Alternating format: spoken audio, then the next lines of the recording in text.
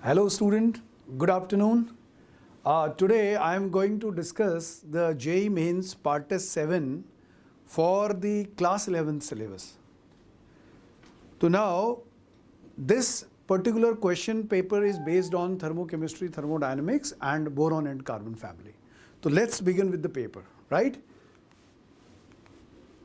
So before starting these questions, let me introduce myself. My name is Harish Chandra Joshi and I am one of the faculty at Invictus, Delhi, right? So let's start the first question. 1 mole of an ideal monoatomic gas is caused to go through the cyclic shown in the figure. Then change in the internal energy expanding the gas from a path A to C, right? So in this case, simply we have given the particular value of a temperature is given there. So in that case, we can simply say that as this is isobaric process, so if volume is double, temperature will come 4 times. So here the temperature will be 4 T naught, right? And if pressure is double, and in that case volume is constant, so temperature is 8 T naught here, right student? So I can simply say that the energy delta U is straight function. So A to C, like C to A, whatever I am getting there from C to A, it means it is W A to B, that is delta U A to B, sorry here, delta U A to B and plus delta U B to C path. Then I can get the path C to A directly. So if there is temperature change, so delta U I can simply calculate from C to A is that is CV delta T.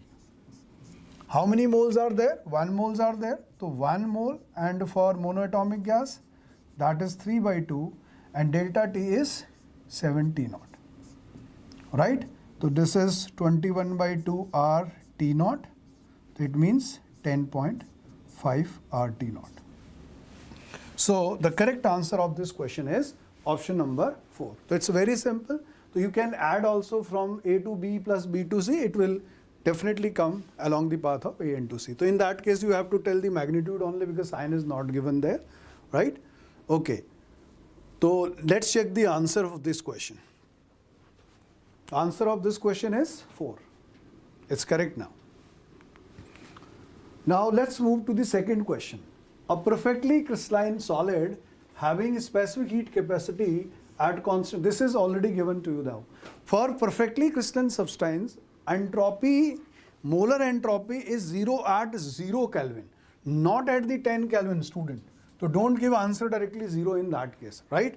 So solid, in case of solid, the molar entropy is equal to, that is, if we are changing a temperature 0 to T, that is CPm into dT upon T.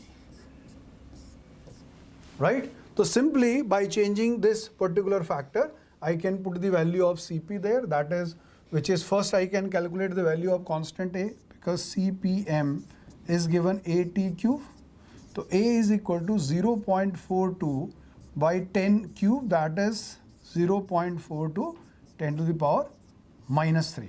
So by putting this value 0 to T, that is equal to 0.42 into 10 to the power minus 3 बच्चों, इसको यहाँ पे रखेंगे 0.42 10 to the power minus 3. अब यहाँ पर Cp की value हम लोग पुट कर देते हैं, that is T cube. तो ये था हमारे पास AT cube, that is dt by T.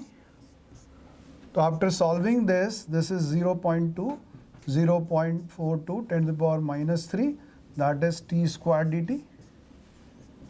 So obviously it is 0.42 into 10 to the power minus 3 T cube by 3, so ranging from 0 to T, and T is already given to you at that 10 Kelvin. So here you can use this particular value 0.42 into 10 to the power minus 3, that is 10 cube by 3. So after solving this, you will get 0.42 divided by 3, which is 0.14. So in this case, joule per kilomole, this unit is 0.14. Right, student?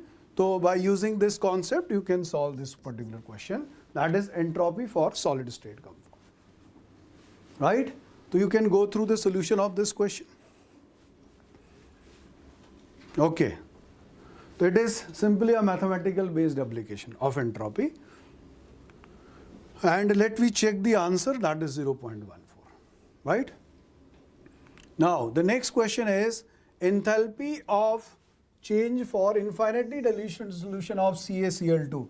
So it means CaCl2 and Na2CO3. In aqueous solution, they will give you CaCO3 that is solid and NaCl that is aqueous. So finally they are at infinite dilution solution. It means they are 100% ionizable. If they are 100% ionizable, so in final solution you will get Ca2 plus aqueous plus carbonate 2 minus aqueous. That will give you CaCO3 solid. Right, student? So simply by getting the enthalpy of formation data, like enthalpy of formation of all these three ions is given, so delta H must be, that must be equal to, that is minus 288. So you can simply add this data. So I have simply given this solution. So that is product minus reactant. So carbonate is already given there, and this Ca2 plus is already given, Ca2 plus is already given. So you will get simply delta H of this reaction by using the data, and it will nearly come by 2.95. This data you will come 2.95 kilocalorie. So simple concept is you have to assume the 100% ionization at the infinite dilution. Right, student? So you can check the answer of this question. It is 2.95 kilocalorie. तो simply addition and subtraction base product की enthalpy minus reactant की enthalpy से आप इसको solve कर सकते हैं। इसके बाद था calculate the proton affinity of NH3 gas from the following data where lot of data is already given there. तो student this is again a simple question of thermochemistry, but basic definition is required in that case.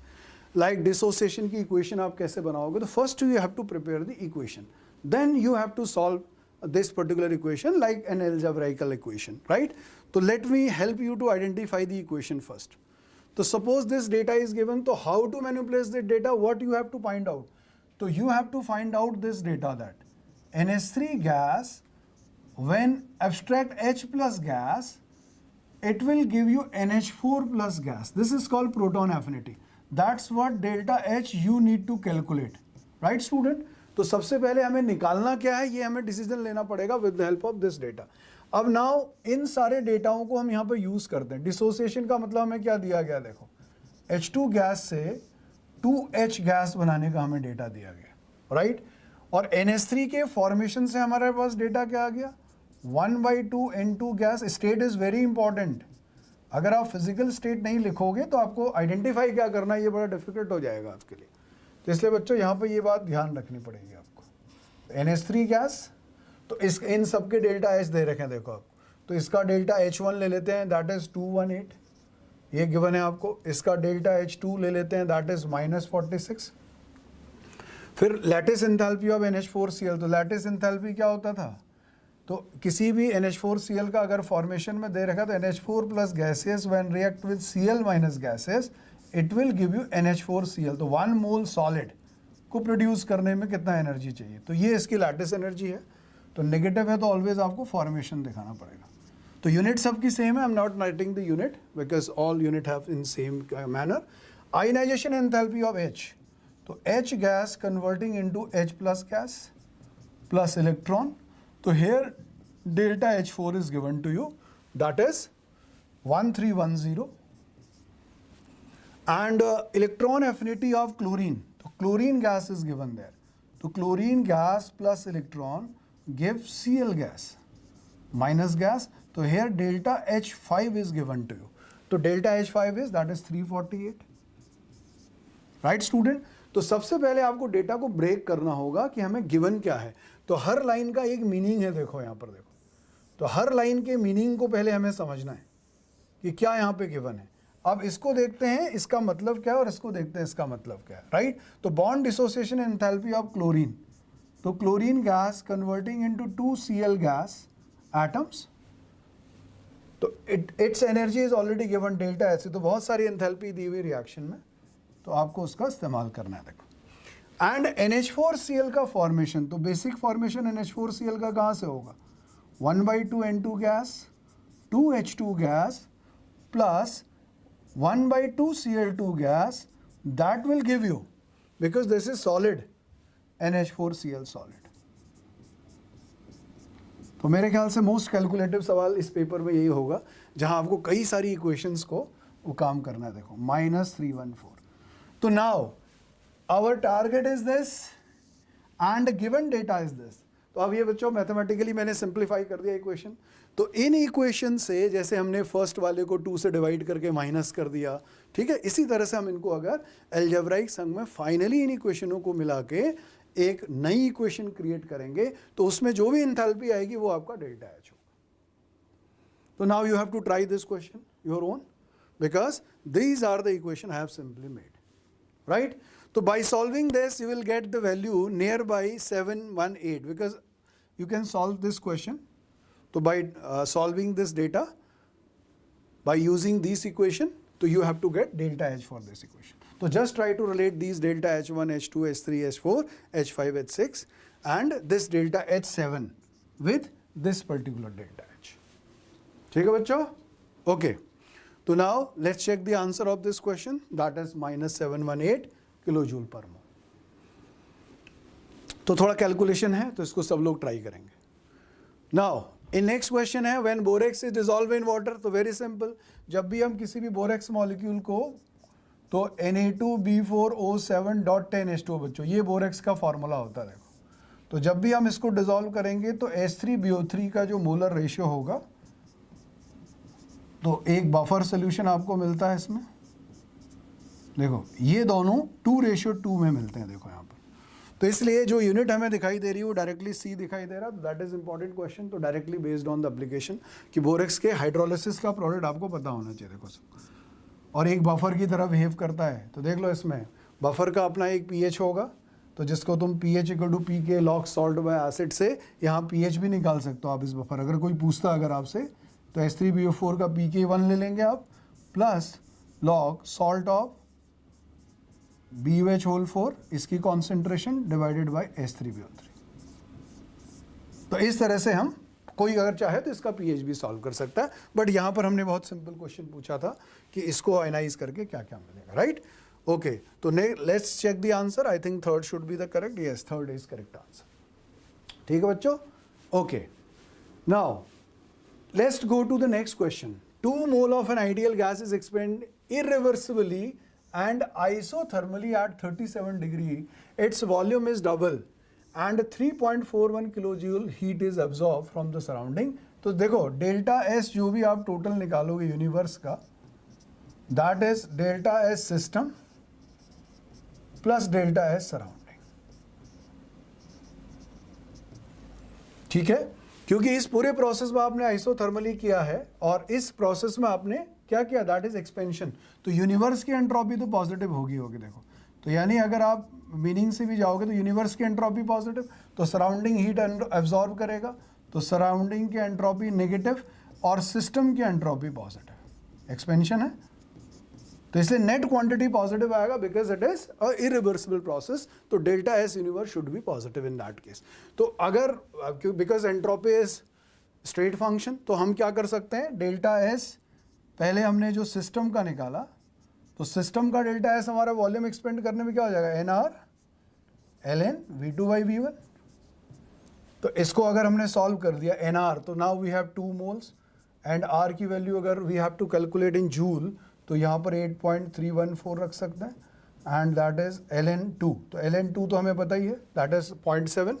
तो इसको solve करके you will gate 11.52 कुछ आ जाएगा आपको. You can solve this one, right. अब surrounding के लिए क्या करोगे, देखो आप, तो डेल्टा एस सराउंडिंग एक इरिवर्सिबल प्रोसेस है, तो -QT जो हीट आपकी एक्सचेंज हुई होगी इस केस में. तो टेम्परेचर आपका Q आपको दिया हुआ है, that is 3.14 into 10⁻³ because that is given in kilojoule upon temperature that is equal to 310. तो इसको सॉल्व करोगे बच्चों तो ये 11 के आसपास आ जाएगा आपका. तो 11 जूल पर केल्विन. और ये था आपका 11.52. तो by using this equation you will simply get delta S. This is positive quantity and this is negative quantity, right. तो 11 and 11.52, तो this much extra entropy will get in that scale. ठीक है बच्चों, तो ये आप यूज कर सकते हो कॉन्सेप्ट को. एक क्वेश्चन ये हो गया. And next one, now you can also cross check the answer of this question. तो सिस्टम की एंट्रोपी को हमने निकाला, सराउंडिंग की एंट्रोपी को हमने निकाला. Universe means system plus surrounding.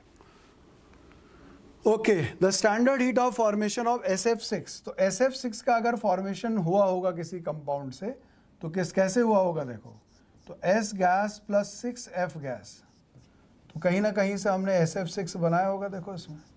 और ये SF6 वही मॉलिक्यूल है बच्चों जो ऑक्टाहेड्रल कॉम्प्लेक्स होता है. तो 6 SF बॉन्ड होते हैं देखो इसमें. ठीक है, तो अब ये कह रहा है कि इनकी हीट एंथैल्पी तो दे ही रखा है हमने, तो फ्लोरीन वाले को 6 से मल्टीप्लाई कर दोगे. तो इस रिएक्शन का डेल्टा H निकाल लो पहले आप. तो इसका डेल्टा H कितना आ जाएगा, ये सारा सॉल्व करो तो आई थिंक ये 1855 कुछ आ जाएगा आपका, किलो जूल में आ जाएगा. लेकिन बॉन्ड एनर्जी जो होगी आपके पास वो तो एवरेज वैल्यू होगी. तो इस डेटा को आपको डिवाइड करना होगा 6 से, क्योंकि 6 SF बॉन्ड थे आपके पास. तो by solving this you will get 309.16 kilo joule, तो which is given option number 1. तो डायरेक्ट क्वेश्चन, कई बार इसमें आप डायरेक्ट गलती कर सकते हो, क्योंकि आपने माना सिर्फ एंथैल्पी ऑफ फॉर्मेशन का डेटा ले लिया और एंथैल्पी ऑफ फॉर्मेशन के डेटा से आपने बॉन्ड एनर्जी निकाल दिया. तो उसको एवरेज भी करना पड़ेगा. Bond energy is average data. तो 6 बॉन्ड है SF6 के अंदर टोटल आपका. ठीक है बच्चों, तो let we check the answer of this question. तो I think it should be correct one. Yes, it is correct one. तो सॉल्व आपको करना होगा. थर्मो में थोड़े बहुत कैलकुलेशंस होते हैं बच्चों, तो घबराना नहीं है, इससे प्रैक्टिस होगी हमारी. ठीक है, तो इन पर्टिकुलर क्लासेस हम लोग आपको गाइडेंस भी दे सकते हैं इसमें. ठीक है, तो लेकिन आप उसको पूरा सॉल्व करके देखेंगे. नेक्स्ट क्वेश्चन तो डायरेक्ट फॉर्मूला बेस है. देखो एडियाबेटिक प्रोसेस है, तो एडियाबेटिक प्रोसेस में CV डेल्टा T तो डायरेक्ट वर्क डन का फॉर्मूला हो गई देखो आपके पास. ठीक है, तो एक डायरेक्ट क्वेश्चन हो गया. तो इसी को हमने यहाँ ट्रांसफॉर्म कर लिया, और इसकी ट्रांसफॉर्मेशन क्योंकि PI to the power gamma for adiabatic process, P final into V final to the gamma, ये रिलेशन तो सबको पता है एडियाबेटिक में. तो इसको यहाँ ट्रांसफॉर्म कर दो तो ये भी आ जाएगा. तो इसलिए ये वाली बात तो गलत हो सकती है, क्योंकि बीच में प्लस तो आ नहीं सकता. यहाँ पर इसकी वैल्यू माइनस है, देखो ये साइन. तो ये बहुत डायरेक्ट क्वेश्चन था, तो D should be wrong in that case. ठीक है, तो let we check the answer of this question. ठीक है बच्चों, ये देखो ना, D इज करेक्ट. तो 34 था, the net work done through a series of changes repeated in the following process. तो देखो हमने क्या किया, A से B गए, B से C गए और C से A आए, तो डायरेक्ट वर्क डन पूछा जा रहा. तो देखो finally this is the case of expansion of gas. तो एक्सपेंशन है तो केमिस्ट्री में वर्क डन क्या होगा, नेगेटिव. तो इसलिए नेगेटिव साइन तो सबका है देखो. अब 0, क्योंकि area covered by this particular graph is not equal to 0 at the volume axis. तो इसका मतलब 0 तो वैसे ही कहने वाली बात हो गई. तो सिंपली इसका एरिया निकाल दो. तो वर्क डन जो होगा आपके पास, तो work done for this particular path is W is equal to, हम क्या कर देंगे, इसका एरिया निकाल देंगे 1/2, that is 3V minus V into, that is pressure का डिफरेंस लेते हैं 4P माइनस P. तो वर्क डन एक्सपेंशन है तो माइनस 3PV. आप इसको सॉल्व कर लेंगे तो ये आपका माइनस 3PV. तो सिंपली हमने एरिया कैलकुलेट कर लिया. ठीक है, now let we check the answer. Minus 3PV overall expansion का केस था. Next question is the correct statement among the following. Mg2C3 react with water to form CH4. No, it will give propyne. CaC2 react with water to form CH4. No, it will give acetylene. तो आप simple carbon को balance कर सकते हो, देखो charge इसमें. और Al4C3 से आपको मीथेन मिलती है, that is correct statement. Al4C3, क्योंकि एल्यूमिनियम कार्बाइड को अगर मैं आयनाइज कर दूं देखो Al4C3 को, तो हम लोग सिंपली समझ सकते हैं देखो 4Al3 प्लस प्लस थ्राई-C4 माइनस, तो चार्ज बैलेंस भी कर सकता हूँ देखो मैं. तो इसको H प्लस एक्सेप्ट करेगा और ये OH माइनस एक्सेप्ट करेगा देखो पर्टिकुलरली. तो वाटर के H प्लस एक्सेप्ट करेगा कार्बन और वाटर का OH माइनस एक्सेप्ट करेगा एल्यूमिनियम. तो मीथेन ही जनरेट हो सकता है. ग्रेफाइट में कार्बन इज नॉट sp3 बल्कि sp2 हाइब्रिडाइज्ड होगा, क्योंकि इसका कैसा स्ट्रक्चर होता है, लाइक रिंग्स टाइप, क्योंकि कई सारे हेक्सागोनल रिंग्स होती हैं इसमें आपकी, जिसमें हर कार्बन sp2 हाइब्रिडाइज्ड होता है, राइट। तो ये क्वेश्चन में आपका बहुत इजी क्वेश्चन था, बहुत डायरेक्ट था, तो now only third is correct in that case. तो let we check, yes third is correct answer. Okay, next question, which of the true is correct about borax. Again borax पे फिर सवाल आ गया। तो बोरेक्स के बारे में मैंने अभी अभी आपको बताया था, Na2B4O7.10H2, जिसका रिप्रेजेंटेटिव फॉर्मूला क्या होता है, देखो Na2B4O5OH होल 4 ये और .8H2। तो इससे आप जब बोरान का स्ट्रक्चर बनाओगे इसमें, तो BOB लिंकेज आपको दिखाई देंगे। देखो, तो मैं समझाने के लिए बना रहा हूँ इसका स्ट्रक्चर। तो मैंने Na2B4, ये देखिए इसका लिंक क्रिएट कर दिया, और यहाँ पर OH दे दिया इसको, यहाँ पर OH दे दिया, और यहाँ पर OH दे दिया, यहाँ पर OH दे दिया। तो देखो ये आपके नेगेटिव चार्ज हो गया, तो इसको थोड़ा मैं यहाँ पे लिख दे रहा हूँ बच्चों, ठीक है। OH आप लिख लेना, थोड़ा ये साइड में लिखना पड़ेगा हमें, ठीक है, मैं यहाँ पे मेंशन कर दूँ। तो इसका स्ट्रक्चर आप लोग बना सकते हो। तो देखो ये स्ट्रक्चर बन गया, तो यहाँ पे नेगेटिव चार्ज होगा, तो दो सेंटर आपके sp3 हो गए। देखो, तो sp3 2 unit and sp2 2 unit आपके पास, these are the sp2 unit. तो सिंपली बोरेक्स को पहले आपको ड्रॉ करना है, ड्रॉ करने के बाद आप स्ट्रक्चर को एनालाइज कर सकते हो। तो इस solution borax will be used as a buffer, अभी मैंने बताया था, बफर की तरह से इसमें दोनों आयन मिले थे हमारे पास। It is made up to 2 triangular BO3 and BO4, तो ये भी करेक्ट है। देखो 1 mole of borax contain 5 moles of BOB linkage, बिल्कुल करेक्ट है। तो all are correct in that case, ठीक है बच्चों। तो बोरेक्स का स्ट्रक्चर आप ऐसे दें, और aqua solution of borax buffer solution की तरह बिहेव करता है, बिकॉज इसमें H3BO3 plus BOH whole 4 minus ion present होता है आपके पास। तो let we check the answer of this question. तो all are correct in that case. Okay, next graph is ABCD given in the find the curve adiabatic and isothermal. तो बच्चों sequence याद रखना है। तो एडियाबेटिक मतलब जिसमें वर्क डन कम होगा, तो ये वाला एरिया एडियाबेटिक का होगा, और ये वाला आइसोथर्मल, क्योंकि isothermal work done is higher same volume के लिए। आप इसका एरिया भी निकाल सकते हो पूरा। तो B इज फॉर आइसोथर्मल, ये आइसोथर्मल के लिए, और ये वाला हो जाएगा एडियाबेटिक के लिए। स्लोप भी निकाल सकते हो सब लोग। तो दोनों चीजों को आइडिया करके यू विल गेट, क्योंकि यहां सीक्वेंस रखना। देखो C is for adiabatic, hence third is correct आपका, B इज फॉर आइसोथर्मल, ठीक है। तो बहुत डायरेक्ट क्वेश्चन था।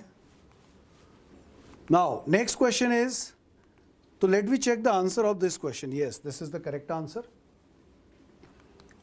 Next question is PV graph given in the cyclic. तो बच्चों देखो, ऐसे क्वेश्चंस करने के लिए पहले आप इनका प्रोसेस पता कर लो, क्योंकि इस वाले प्रोसेस को हम कहेंगे आइसोबारिक। तो अब आपको वहां मैच करना है, ऐसा प्रोसेस कहां हुआ होगा। A2B isobaric, that is isothermal, ये आपका आइसोथर्मल प्रोसेस है, और ये आपका आइसोकोरिक प्रोसेस है। वॉल्यूम कांस्टेंट है, देख लो इसमें आइसोकोरिक, और अगेन ये आइसोथर्मल है, बट ये एक्सपेंशन है और ये कंप्रेशन है आपका। तो एरो का साइन भी सेम सेम देखना है, देखो आपको। तो इसलिए इस पूरे ग्राफ को अगर हम देखें तो A2B आइसोबारिक यहाँ भी मैच कर रहा है, बिकॉज यहाँ पे टेम्परेचर एक्सेस है। तो अगर प्रेशर कांस्टेंट होगा तो टेम्परेचर बढ़ाने से वॉल्यूम आपका बढ़ रहा होगा, दैट इज आइसोबारिक। तो ये मैच कर गया। B2C आइसोथर्मल, यहाँ पे B2C आइसोथर्मल है, एंड C2D आइसोकोरिक। तो if PT is varying means volume is constant, and D2A is again आपका isothermal process, D2A is again isothermal process. तो directly you can mark the option A, no need to go for any other option. तो पहले से ही try किया हमने और पहले से ही सॉल्व हो गया, ठीक है। नाउ तो नेक्स्ट क्वेश्चन, तो ये बहुत डायरेक्ट क्वेश्चन था, तो मेरे ख्याल से कई क्वेश्चन इसमें आपको इजी मिले होंगे। तो उसमें आप अपना रेट ऑफ देख सकते हो कि कितने आपने पहले अटेम्प्ट में करेक्ट किए, ठीक है, सो दैट आपकी ओवरऑल रैंक इम्प्रूव हो। तो क्लास 11 से 12th में भी आपके पास बहुत स्कोप है, अभी से प्रैक्टिस करोगे तो I hope there will be a win win situation in JEE advance 2027, right.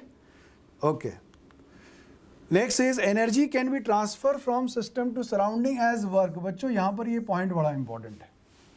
तो वर्क जो भी होगा दैट इज, क्योंकि इफ सिस्टम का प्रेशर अगर एटमॉस्फेरिक प्रेशर से ज़्यादा होगा तो जो वर्क करेगा वो दैट इज एक्सपेंशन में डेल्टा वी, ये वर्क आएगा आपका। तो इसका मतलब वर्क ट्रांसफर के लिए तो यही कंडीशन पॉसिबल हो सकती है, क्योंकि अगर इक्विलिब्रियम होगा तो there is a transfer of heat, वहाँ पे वर्क ट्रांसफर नहीं होगा, क्योंकि थर्मल इक्विलिब्रियम के लिए अब ट्रांसफर ऑफ एनर्जी जो होगी इन टर्म्स ऑफ हीट होगी, बट ट्रांसफर ऑफ वर्क के लिए ज़रूरी है कि there should be a pressure difference. ठीक है बच्चों, तो इसलिए ये बहुत डायरेक्ट क्वेश्चन हो गया। तो now you have to go for this one. तो इसका आंसर चेक कर लेते हैं। Yes, it is the correct answer. तो next one, enthalpy of neutralization of oxalic acid. देखो बच्चों, यहां पर आपको एक बात समझनी पड़ेगी। एंथैल्पी ऑफ न्यूट्रलाइजेशन सबसे पहले स्ट्रॉन्ग एसिड स्ट्रॉन्ग बेस का हम सबको पता होना चाहिए, है ना, तभी उस डेटा को हम यूज कर सकते हैं। देखो, तो इसलिए ये डेटा हमें याद रखना होता है, और वैसे कई जगह पर गिवन भी होता है।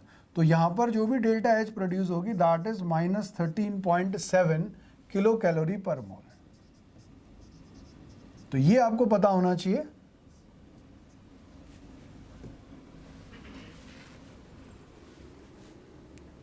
हाँ, तो किलो कैलोरी मोल इनवर्स इसको आप कर लेना।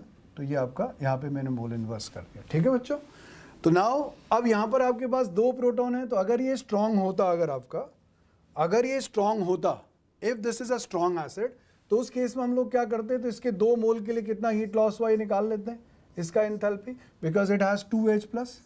तो इट मीन्स अगर 1 मोल के लिए इतना हुआ होगा तो 2 मोल H प्लस और वाटर, 2 मोल वाटर के फॉर्मेशन में कितना एंथैल्पी हीट लिबरेट हुई होगी, -2 × 13.7। तो आइडियली अगर ये स्ट्रॉन्ग एसिड होगा तो इतना लिबरेट होना चाहिए था, बट क्वेश्चन कह रहा है कि इतना ना लिबरेट हो गए, इतना लिबरेट हुआ। तो क्वेश्चन ये है कि भाई लिबरेट होना चाहिए था आपके पास 27.4 किलो कैलोरी मोल इनवर्स, लेकिन लिबरेट हुआ 25.4। तो इट मींस जो एक्स्ट्रा एनर्जी डिफरेंस यहाँ बना वो इसके आयनाइजेशन में खर्च हो गया। तो यानी enthalpy change for the ionization, ionization एक एंडोथर्मिक प्रोसेस है। तो जो हीट का डिफरेंस यहाँ से आया होगा, देखो इतनी लिबरेट यहाँ से हुई और इसकी लिबरेट एक्चुअल इतनी है, तो इन दोनों के डिफरेंस से हम इसका एंथैल्पी पर आ सकते हैं। तो यानी जो यहाँ पर आयनाइजेशन एंथैल्पी जो भी आई होगी, देखो आपकी वो आई होगी 27.4 minus 25.4, that is equal to 2.0 kilo calorie. इस वाले डेटा में आप निकाल सकते हैं। तो इसलिए बहुत डायरेक्ट सवाल होगा और ऐसे में हीट देनी पड़ेगी, इसलिए आयनाइजेशन एंथैल्पी पॉजिटिव होगी, राइट। तो ये आपको ध्यान होना चाहिए था। ये डेटा अगर आपको पता, then only you can solve this question. ठीक है बच्चों, right. Okay, let me check the answer of this question then. So I think answer of this question is, let me cross check. Yes, it is 2 kilocalorie. Let's go for the next data. ठीक है बच्चों, तो next data में क्या है कि a balloon is 1 meter of diameter, contains 1 bar pressure. It is filled with air isothermally and reversing until the pressure reaches to 5 bar. तो भाई 5 बार अगर प्रेशर हुआ and assume that pressure proportional. तो बच्चों यहाँ पे ध्यान देना, देखो आपको इसको मैं थोड़ा डिवाइड कर लूँगा, देखो इस बोर्ड को, ठीक है। तो प्रेशर प्रोपोर्शनल टू डी आपको दिया हुआ है, यानी P = KD। और यहाँ पे क्लियर है कि जब प्रेशर 1 बार है, देखो आपका, तो D आपका 1 मीटर है इस केस में, देखो तो K की वैल्यू 1 आ गई। तो ये कॉन्स्टेंट हमने सॉल्व कर लिया, ठीक है। तो अब कंडीशन दूसरा कि अगर प्रेशर आपका 5 atm हो जाए तो ये D फाइनल कितना होगा ये चेक कर लेते हैं, डायमीटर कितना फूलेगा, क्योंकि प्रेशर उसका प्रेशर तभी बड़ा होगा जब उसका साइज बड़ा होगा। देखो आपका, तो यहाँ पर आपका 5 बार अगर है तो K की वैल्यू 1 है, तो D मुझे पता चल गया कि जो एक्चुअल डायमीटर है वो 5 हो गया। देखो D फाइनल इज 5। तो ये 1 मीटर से 5 मीटर तक एक्सपेंड हो चुका है, देखो, ठीक है। तो अब हमारे लिए बड़ा इजी हो गया, बिकॉज ये कह रहा है कि कैलकुलेट द वर्क डन।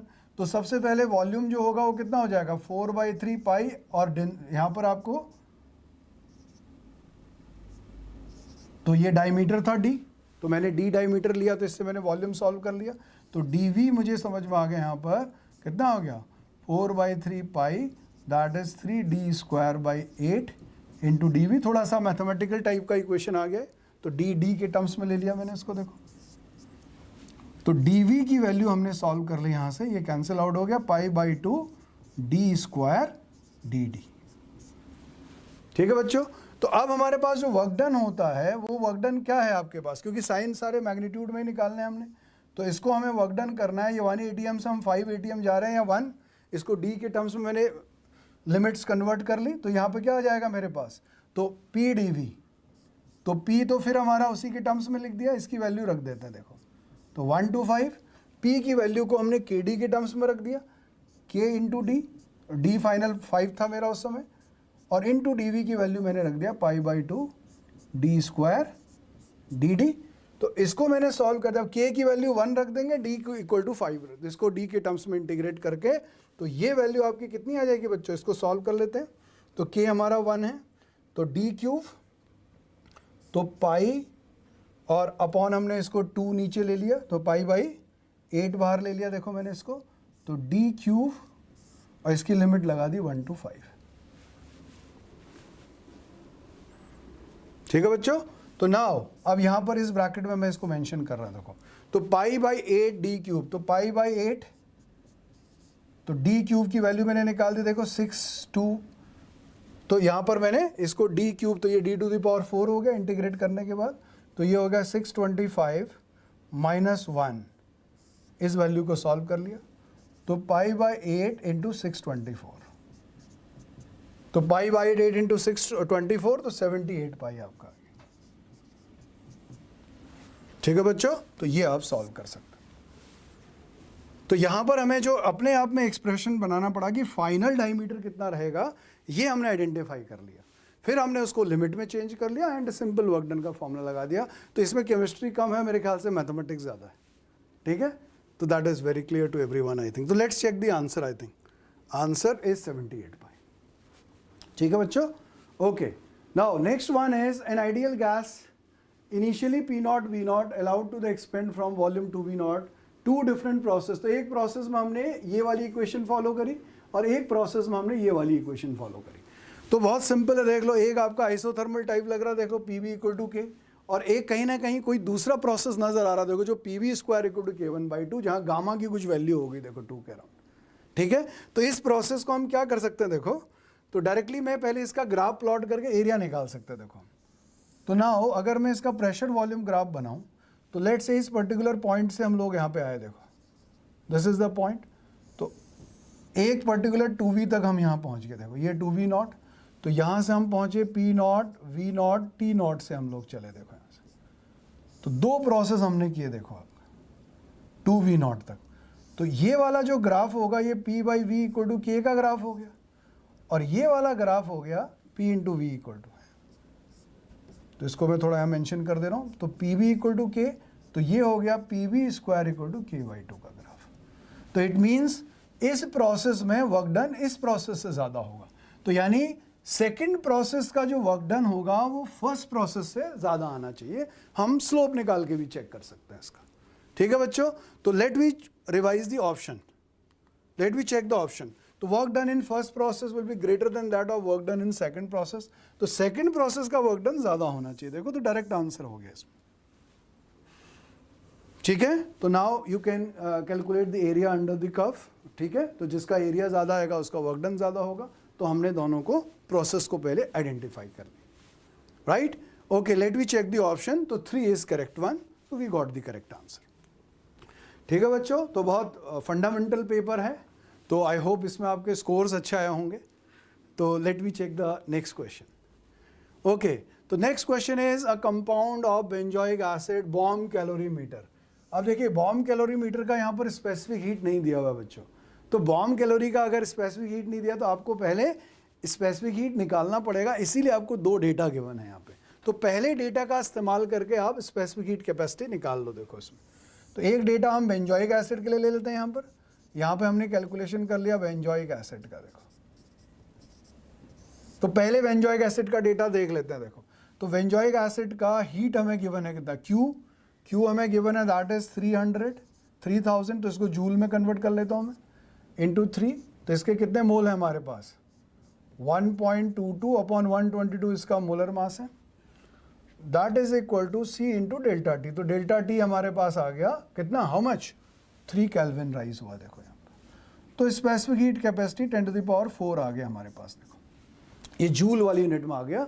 तो हमने C पहले सॉल्व कर लिया इसका, specific heat capacity of bomb calorimeter.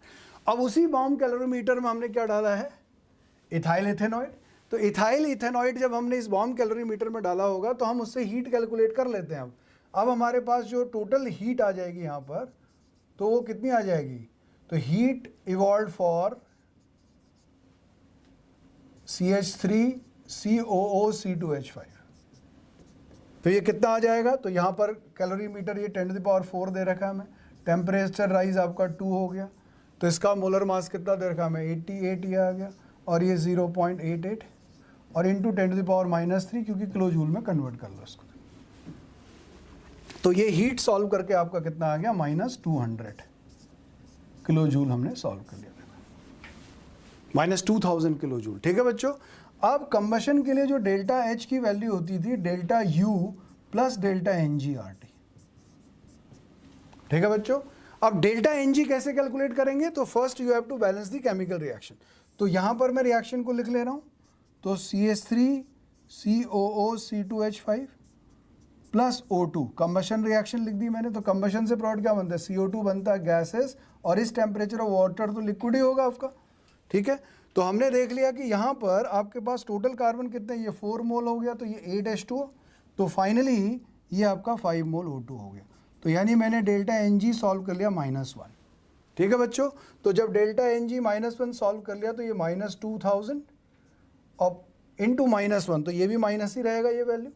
इसको मैं यहाँ पे वैल्यू रख रहा हूँ, चेक करो, -1 इंटू R 8.314 जूल में, और T आपका 300 केल्विन दिया, और इसको 10⁻³ से मल्टीप्लाई कर दो क्योंकि आंसर किलो जूल में लेगा। तो by solving this closely you will get this value, slightly it will be higher than this, 202.49 kilo joule. तो बच्चों इसको सॉल्व कर लेना सब लोग, इतना किलो जूल पर मोल आ जाएगा। तो आप इसको चेक कर सकते हो। तो इथाइल बेंजोइड में रिएक्शन सही से लिखनी होगी क्योंकि ये लिक्विड होगा और ये आपका लिक्विड होगा, तो गैस के मोल सिर्फ O2 से CO2 बना दो, तो डेल्टा NG आपका -1 रखना। तो एंथैल्पी आपने सॉल्व कर ली। तो correct answer of this question should be this one. ठीक है। तो now note down this, and if done then let's check the answer, it's correct now. तो सेकंड आपका बिल्कुल करेक्ट आंसर हो गया। Now next question is cis 2 butene से trans 2 butene का डेल्टा H1 बना। तो लेट से मैं इसको A मान लेता हूँ, इसको B मान लेता हूँ, राइट।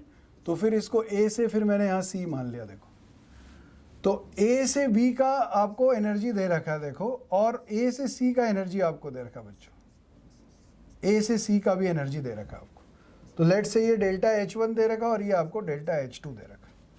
तो we have to get the enthalpy. तो हमें कहाँ से कहाँ तक निकाला, 1 ब्यूटीन, तो हमें C से B का पता करना है। देखो तो C से B का जो डेल्टा H हो जाएगा वो क्या हो जाएगा, इन दोनों का निकाल देंगे हम, delta H1 minus delta H2। तो इसमें वैल्यू रखो, तो कितना आ गया बच्चों, है -2.8 के आसपास आ गया। देखो तो ये वैल्यू पुट कर दो। फिर अब इससे भी आंसर देखो, क्योंकि देखो कई बार बच्चों ये होता है कि आप इससे ट्राई करते हो तो सारे आंसर मैच कर रहे हैं। देख लो इससे, यू ट्राई दिस। कई बच्चे क्या बोलते हैं, इंटेलिजेंट बनने की कोशिश करेंगे, कहेंगे सर डेल्टा H1 की इक्वेशन दी है, मैं ऑप्शन डाल के देखूंगा। तो हमने ऑप्शन इस तरह से फ्रेम किया कि किसी से भी आपका 0 आ जाएगा। देखो तो इसलिए you have to required another equation. हाँ, इस इक्वेशन से हम जज कर सकते हैं कि अगर delta H1 minus delta H2 है ना, only these option are possible, क्योंकि 2 इक्वेशन मिल गई आपके पास, एक इक्वेशन ये आ गई, एक इक्वेशन ये आ गई। तो by solving this delta H1 will be -1 और डेल्टा H2 विल बी 1.8। तो वो वैसे भी इस डेटा से फिट यही बैठ रहा। देखो आप न्यूमेरिकली भी इसको सॉल्व कर सकते हो, राइट। तो let's move to the next question. तो let we check the answer, maybe कुछ मिस्टेक हमने तो नहीं की है, क्रॉस चेक करते हैं। Yes, it's correct. Now you can solve this question. और next question is find in terms of the amount of energy required to raise the temperature of a substance from 3 kelvin to 5 kelvin at low temperature Cp80³ दे रखा आपको। ठीक है बच्चों।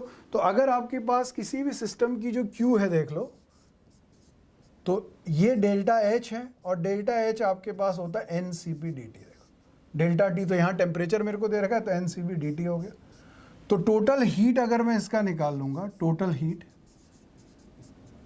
तो इसको हम क्या कर लेंगे क्योंकि टेम्परेचर रेंज है हमारी 3 to 5, तो एन इज एन के टर्म्स में रखना है हमें, तो सी पी हो गया A T cube into D T. तो इसको अगर हम सॉल्व कर दें टोटल हीट कंटेंट को ए के टर्म्स में, तो that is a n into a, तो हमारे पास कॉमन आ गया बच्चों, तो T to the power 4 upon 4, तो इसकी लिमिट लगा देंगे 5 to 3। तो by solving this you will get nearly this particular value. तो इसको सॉल्व कर सकते हो सभी लोग, या तो मैं लिख देता हूँ थोड़ा और आगे। तो I think N into A, N और ए के टर्म्स में निकालना है आपको, तो 5 यानी 625 माइनस 81 डिवाइडेड बाई 4। तो I think N into a, तो ये आपका कितना 544 के आसपास आ गया अपॉन 4। तो इसको आप सॉल्व कर लेंगे, तो n यहाँ पर 3 to 5 हो गया, low temperature rise, the amount of heat required to in terms of a. तो इसको आप सॉल्व कर लेंगे सब लोग, ठीक है। तो इसको थोड़ा एग्जैक्ट वैल्यू निकाल के इसको क्वेश्चन को आप सॉल्व कर लेना यहाँ पे। तो यहाँ पर थोड़ा आप सॉल्व कर लेना, तो मैं इसको यहाँ पे छोड़ दे रहा हूँ, ठीक है बच्चों। तो इसको सॉल्व कर लेना, तो you will get nearly this particular answer. Let we check answer for this. तो ये 136 आ जाएगा आपका, ठीक है। तो now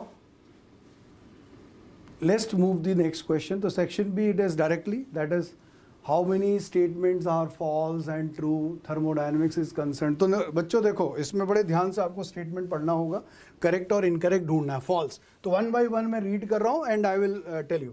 thermodynamics is concerned only with total energy of system. तो बच्चों यहाँ पे गलती होगी, ये टोटल एनर्जी ऑफ यूनिवर्स के लिए एप्लीकेबल है, पहली बात, सिस्टम के लिए नहीं है, सिस्टम प्लस सराउंडिंग के लिए अवेलेबल है। तो पहला स्टेटमेंट मेरा गलत हो गया।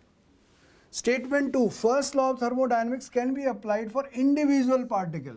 बच्चों ये पूरी स्टैटिस्टिकल थर्मोडायनेमिक्स है, इसमें सैंपल साइज लार्ज होना चाहिए आपके पास, नहीं तो आप इसमें कोई भी कैलकुलेशन नहीं कर पाएंगे।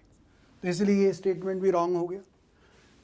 Many thermodynamics property cannot be measured absolutely, so change in thermodynamics property is required for the calculation. Absolutely correct, क्योंकि हम लोग बहुत छोटे छोटे चेंजेस को मेजर नहीं कर सकते, तो हम इंडिविजुअल फंक्शन को डिफाइन नहीं कर पाएंगे इसमें।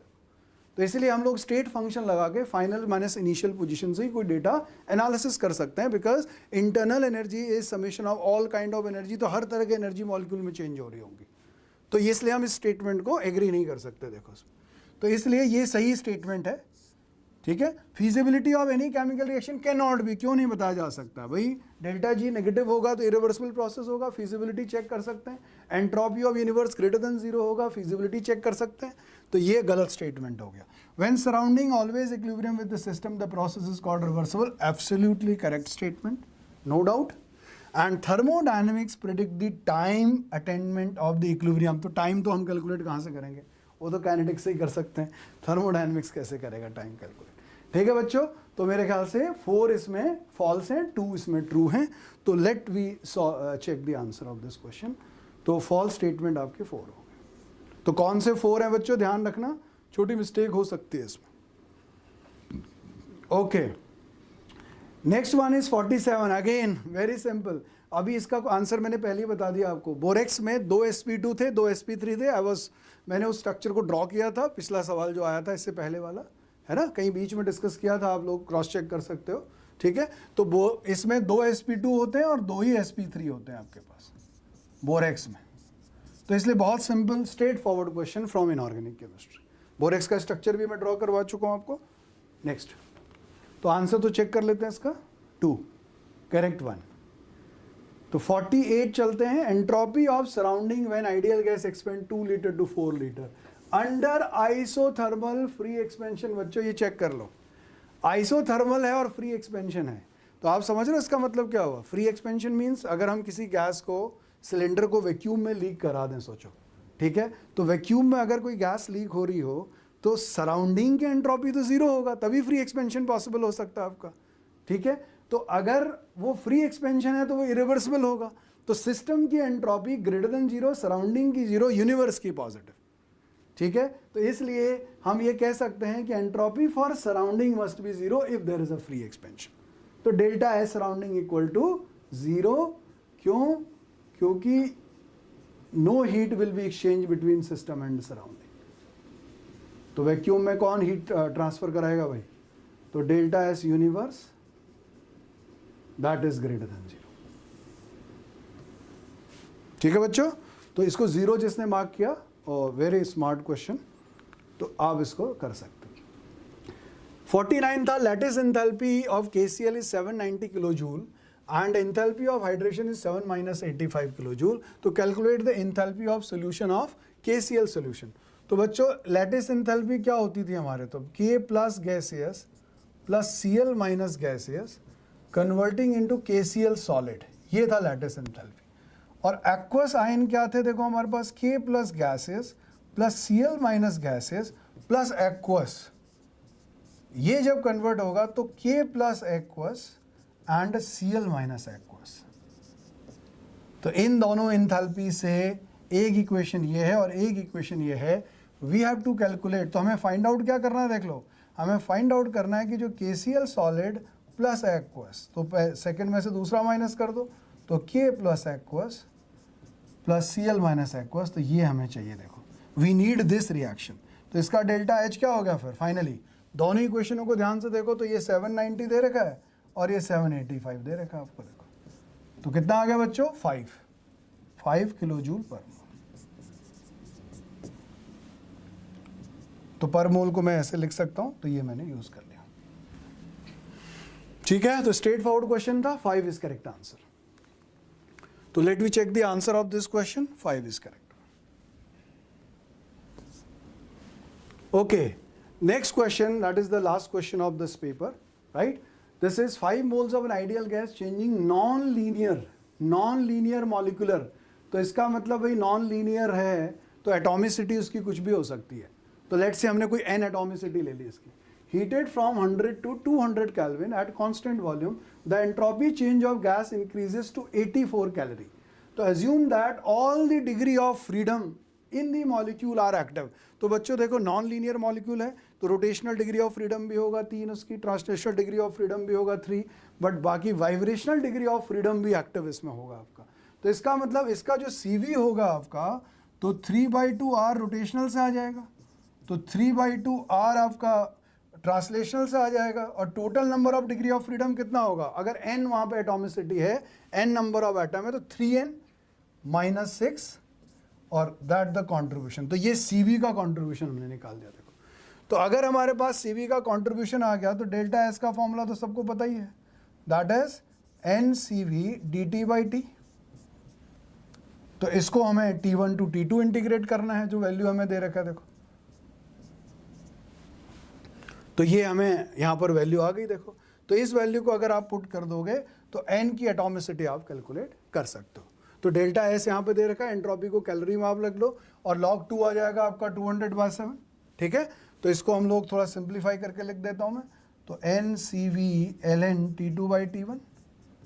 तो n आपका 5 मोल है यहाँ पर, और CV की वैल्यू ऊपर से रख दोगे तो ये ln2, और that is equal to delta S आपको दे रखा है कितना? 84 कैलोरी। तो 84/5 × 0.7 इज इक्वल टू CV। तो CV की वैल्यू पुट कर दो। अब R की वैल्यू क्या रखोगे? याद रखो, R कैलोरी में लेना है, तो R की वैल्यू 2 के अराउंड रख सकते हो। देखो अब R की वैल्यू 2 रखो, तो by solving this you will gate n = 5। तो सब लोग ट्राई करना, तो यानी उसकी एटॉमिसिटी 5 हो, ठीक है बच्चों। तो नाउ एंट्रोपी, तो डिग्री ऑफ फ्रीडम में आपको नेट एनर्जी CV कैसे लेना था, ये आपको ध्यान रखना था इसमें, ठीक है। तो this way you can solve this question. तो let we check the answer. Atomicity इसकी 5 आनी चाहिए, 5 इज करेक्ट आंसर, राइट। तो this is the end of my discussion. So I hope you must have enjoyed this session.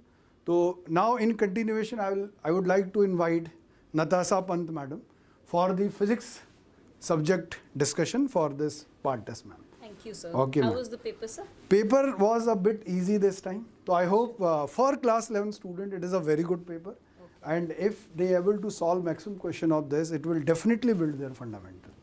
Okay, ma'am. All the best. For now. Thank you. Hello everyone, I'm Natasha Pant. I'm here to discuss part test 7 with you all. I'll be dealing with the main section, the physics part of the main section. Okay, let's continue. Let's start with the questions now.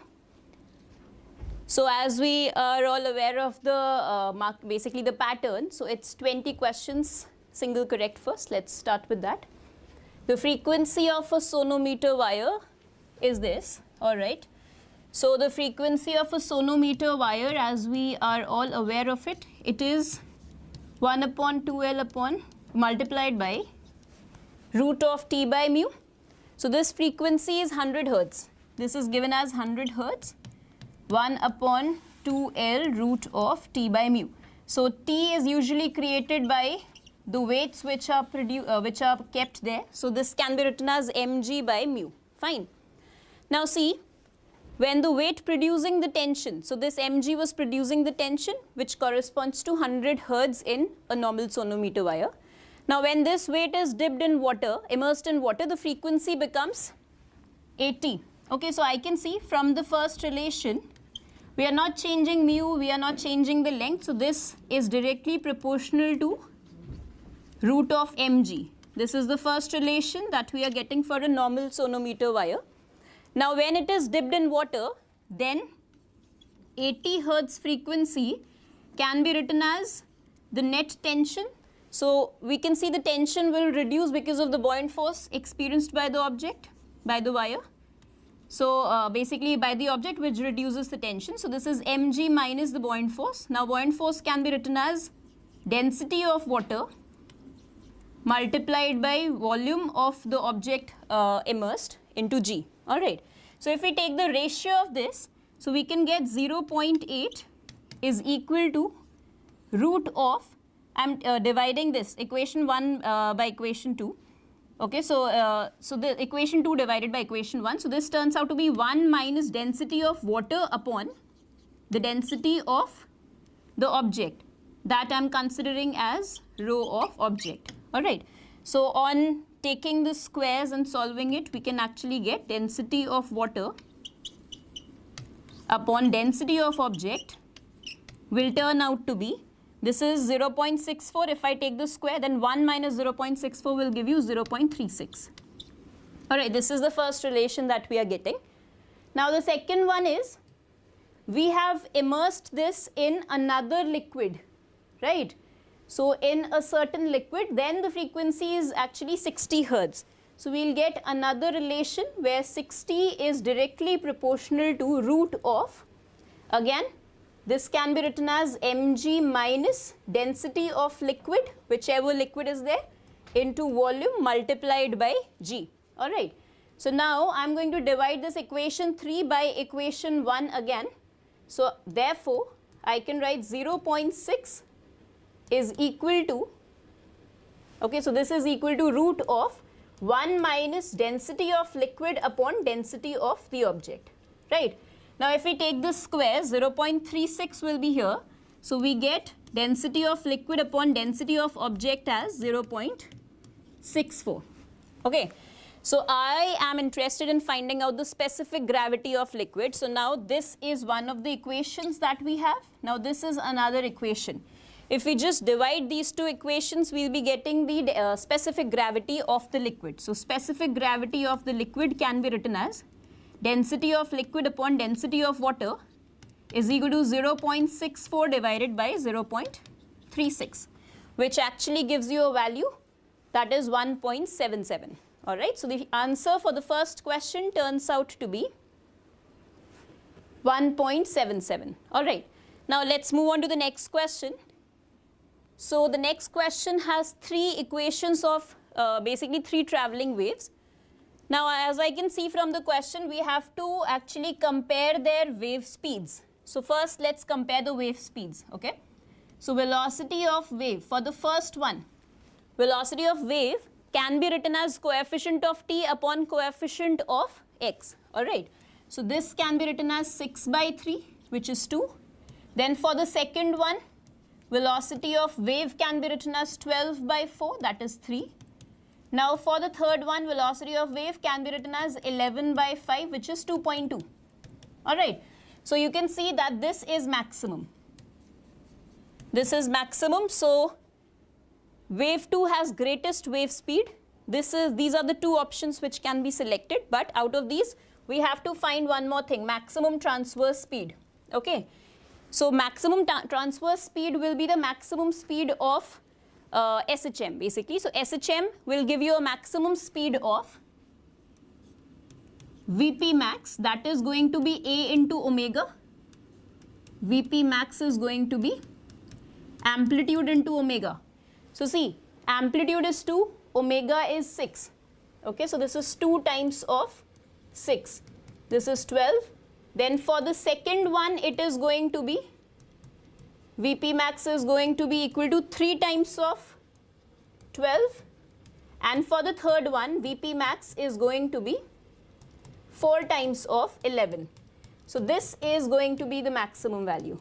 Alright, so that means wave 3 has greatest maximum transverse speed, okay, and wave 2 has the greatest wave speed. Alright, so let's check the answer. So the answer is going to be the option 4.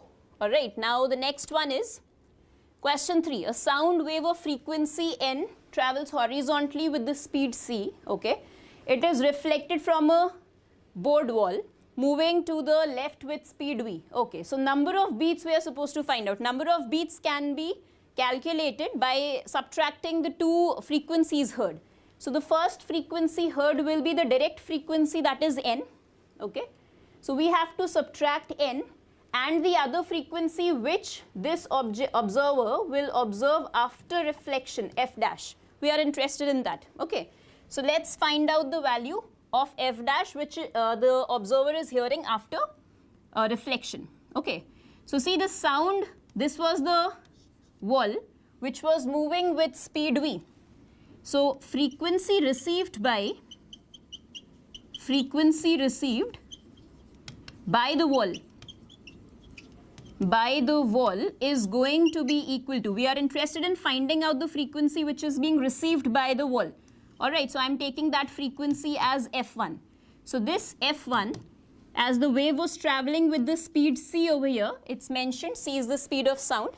So frequency received can be written as original frequency. Okay, now this multiplied by c plus v, basically this wall is acting as an observer right now. So this is c plus v divided by c. Now after it has received this frequency, it is going to reflect it back to the observer, to the actual observer which we have. Alright, so now after reflection,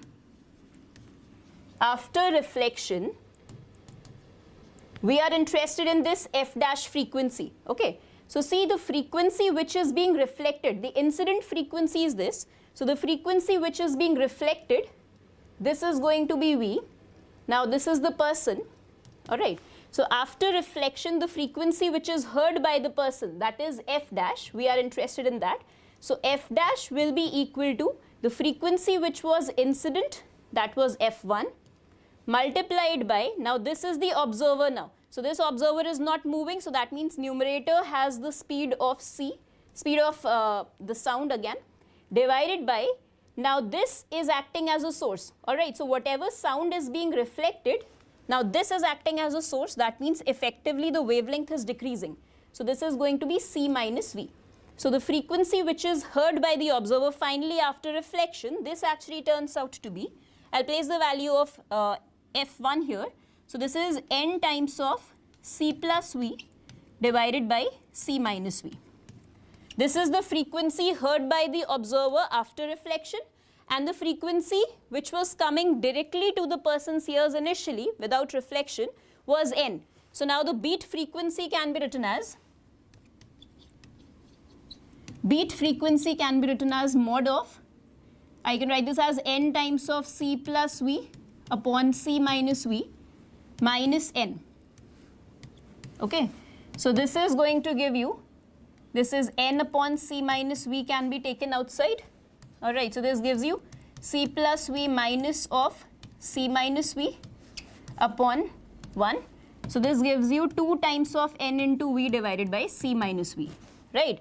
So the frequency that will be heard will be 2 times of nv divided by n minus v. Okay, so this will be the answer for the third question. Fourth question. An air column closed at one end and open at the other end resonates with the tuning fork of frequency f. Okay, so it's closed at one end, all right, and open at the other one. So tuning fork f is the frequency which when it is of length 45 centimeters and 99 centimeters. This is what we have. So since it's a closed organ pipe, so I can write 45 centimeter corresponds to 2n1 plus 1 into lambda by 4. Okay, this is one of the equations that we are getting. Now another length is also mentioned to you, that is 99 centimeters, which is going to be 2n plus 1 into lambda by 4.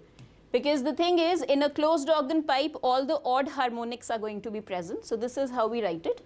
Now there's another detail given to us that the two other lengths are in between these two values. Okay, so that means if 45 centimeter, 9 centimeter, these are going to give you some value. So there are two more lengths present in between them. All right. So I took this as n1, I took this as n2. So the difference of this, the number n1 and n2 is going to give you a value 3, because there are 3 more. Basically, in order to reach 99, there are 2 more values in between. So I can write the third equation as n2 minus n1 is equal to 3. Okay. So this is what we have now. Now I can, if we actually try to solve these two first. So first of all, we are going to get 5 upon 11 is equal to 2n plus 1 upon 2n minus 1, n2 plus 1, sorry. So this is one of the equations, equation 4, okay. And other equation is this, equation number 3. So on solving equation 3 and 4, we get n1 as 2 and n2 as 5. Alright, so this is what we are getting, n1 and n2, the values we have got here. Now we can place this value in any one of these equations. Okay, so therefore I can write 45 is equal to 2 times of n2, 2 times 2 plus 1 into lambda by 4. Alright, so this is going to give us the value of lambda as 36 centimeters. Alright, so this is going to be the answer. The fourth option is going to be the answer for question number 4. Now let's check the answer. Yes, it's 36 centimeters. Now the next question here is a source f, okay, frequency is f, the source is stationary. Okay, this is not moving, that means lambda effective is not getting affected. Now the observer starts moving. This is the observer. So this observer this is at t equal to 0. So the observer is moving with constant acceleration. So at any moment, the velocity of the observer can be written as a into t. Okay, we have to draw the relation here. So the frequency heard by the observer can be written as the frequency emitted by the source multiplied by the sound is going to come in this manner towards the observer. This is the speed of sound. Okay, so this is c plus at divided by the speed of sound in this medium. So you can see that there is this linear relation. So that means option 1 is going to be the correct answer for this question. Let's see. Let's check the answer to this question. That is 1. Okay. Now the sixth one. The vibration of a string of length 60 centimeters. Okay, so this is the stationary waves equation. We have to find out the maximum displacement at x equal to 5 centimeter. Alright. So this becomes easy, right? The maximum, the amplitude at any position x can be calculated using this. So I can write a dash at x equal to 5 centimeters. This turns out to be 4 times of sine pi into 5 divided by 15. Sine pi by 3, which is root 3 by 2. So the answer turns out to be 2 root 3. This is the amplitude. Okay, so this is the amplitude. So this will be the answer to this question. Let's check. Yes. Option 1 is the answer for this question. Now the next one. A closed organ pipe has length L, okay, in air and vibrating in third overtone. So since it's a closed organ pipe, so that means all the odd harmonics are going to be present.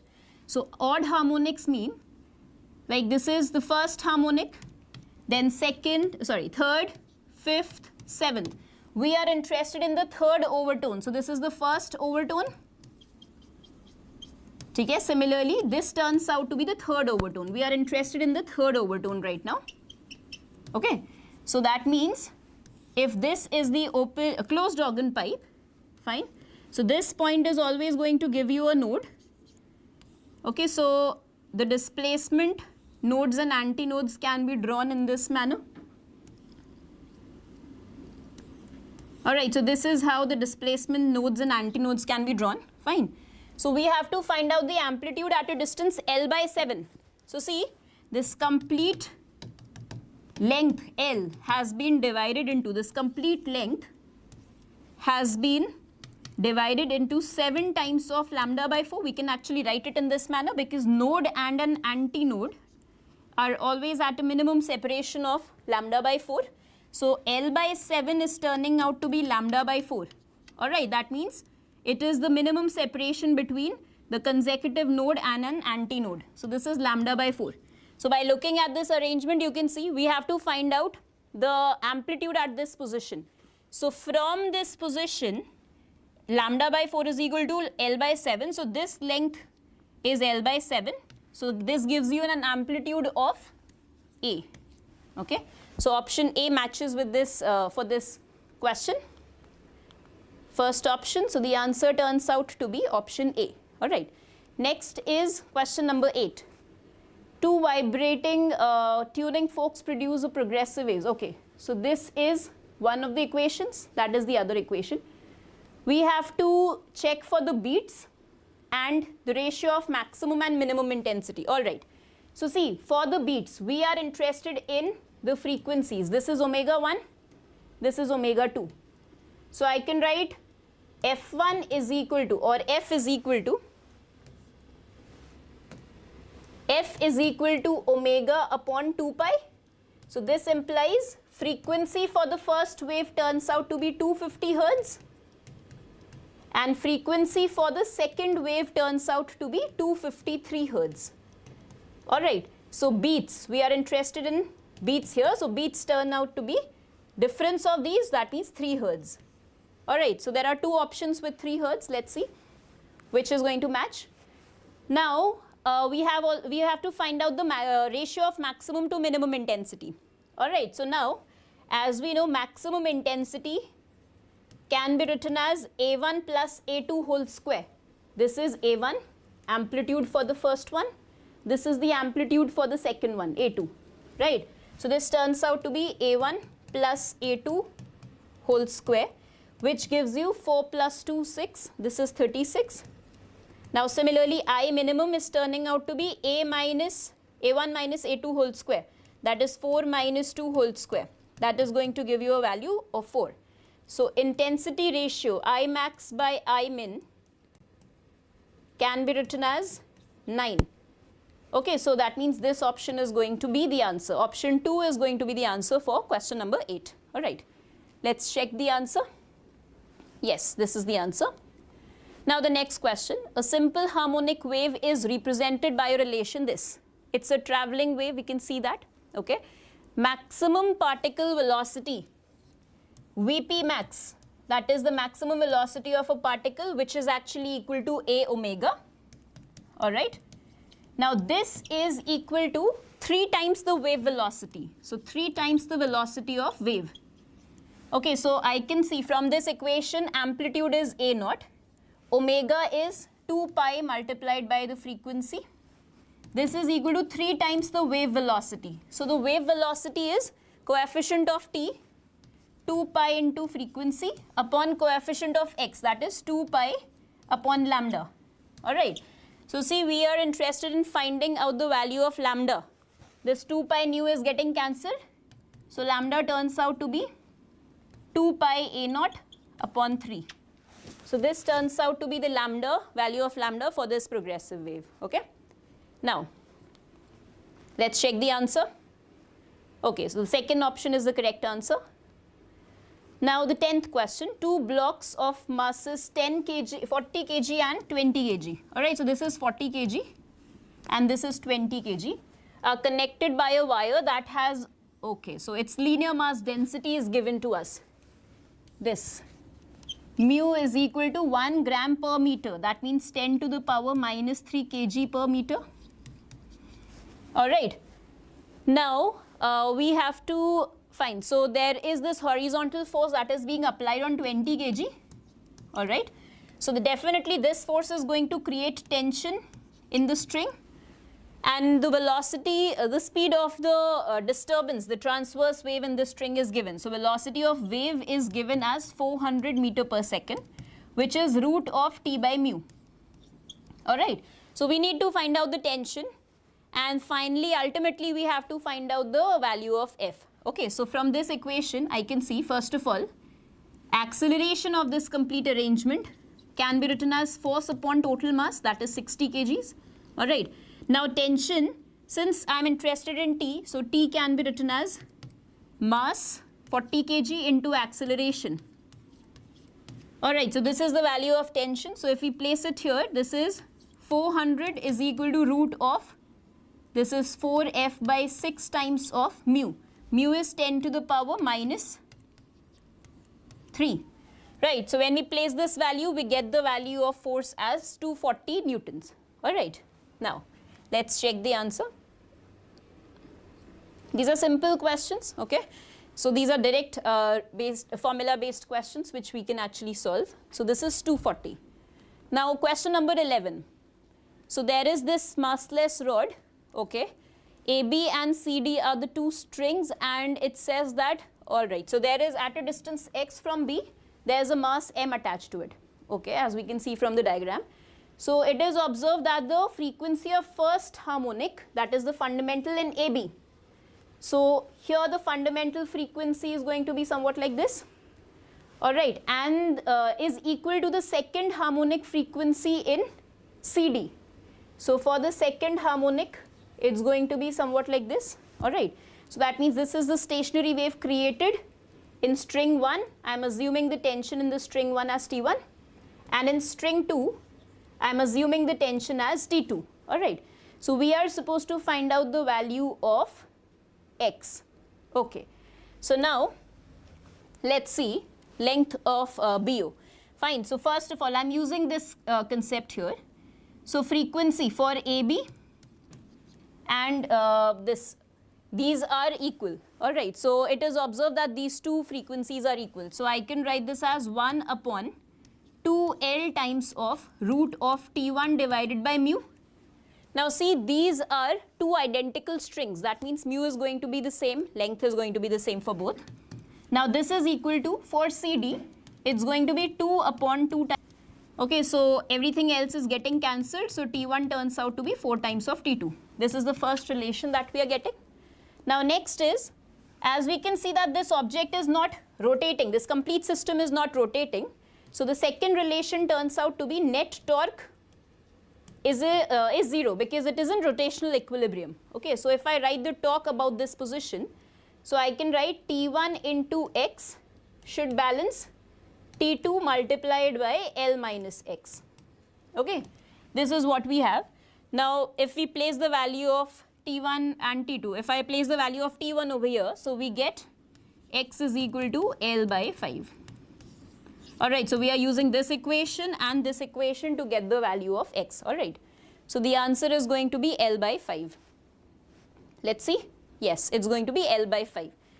Now the next question, question number 12. A stationary traveling wave. Okay, so stationary wave is given as sin kx cos omega t.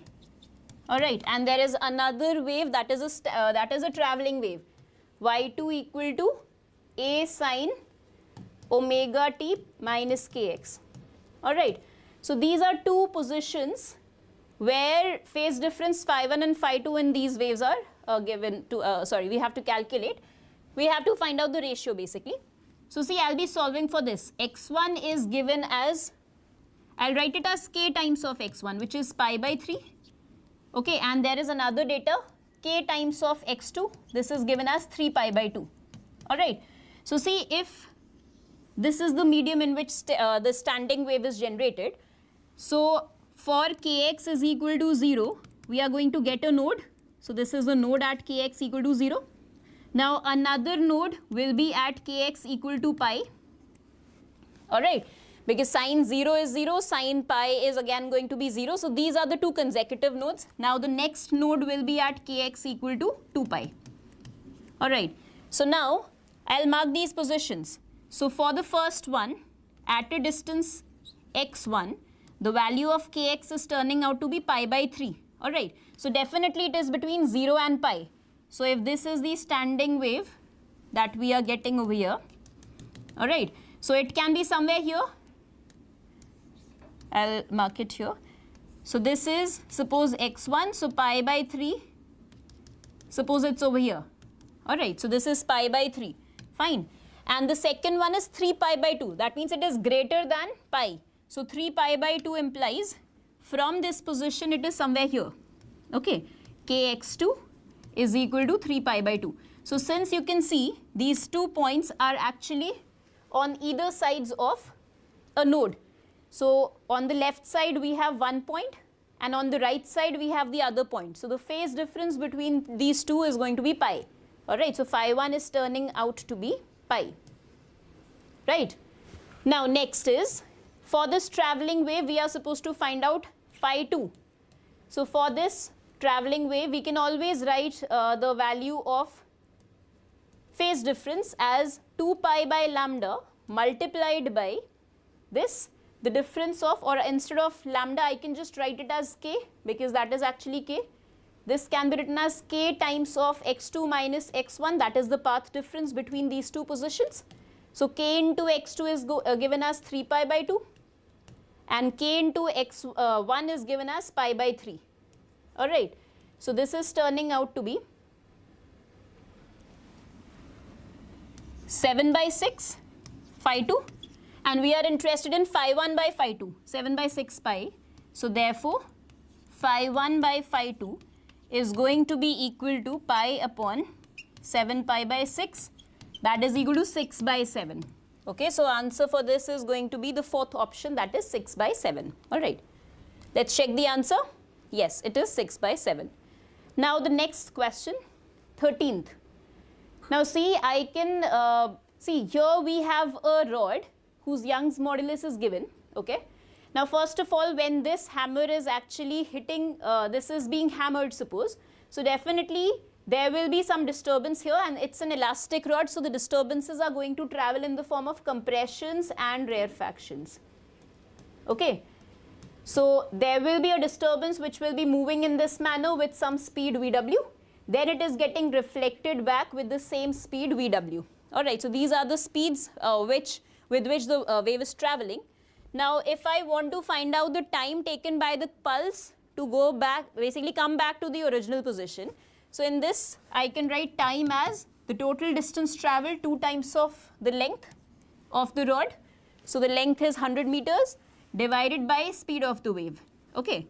Now velocity of wave for this elastic rod can be written as y by rho, root of y by rho, where y is given as 10 to the power 11 and density is given as 10 to the power 5. So this is turning out to be 10 to the power 3. So that means time is going to be 2 into, the length is 100 meters, 100 divided by 10 to the power 3. So this gives you 0.2 seconds as the answer. Alright. So option 2 will be the correct answer to this question. Fine. Let's check the answer.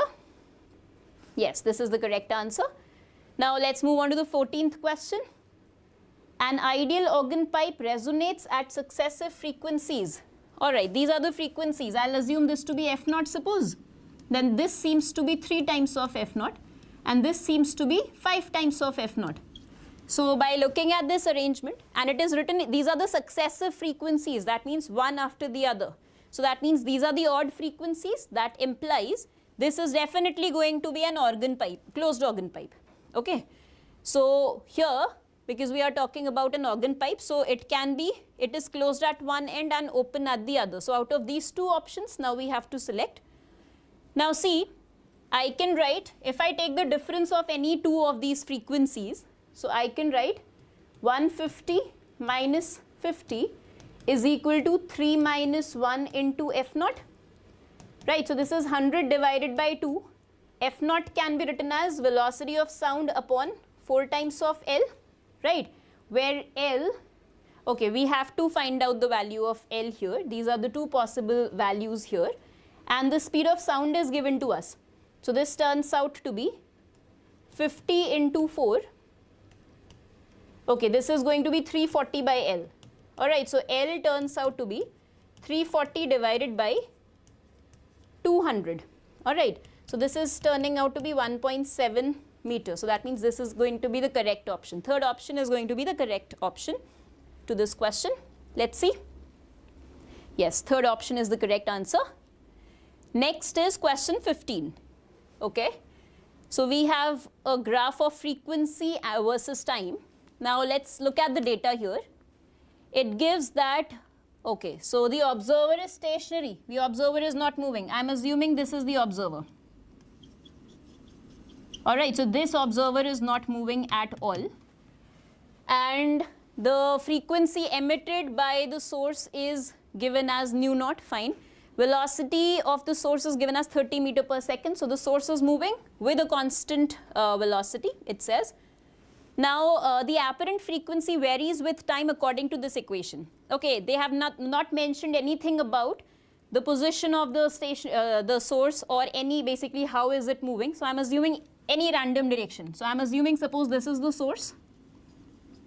Okay, now this source and observer are present at some angle over here, and I'm assuming that the source is moving in this manner. Source is traveling along this line. Because the velocity is constant, it is not changing its direction also. So this is 30 meter per second velocity of the source. It's given to you. Fine.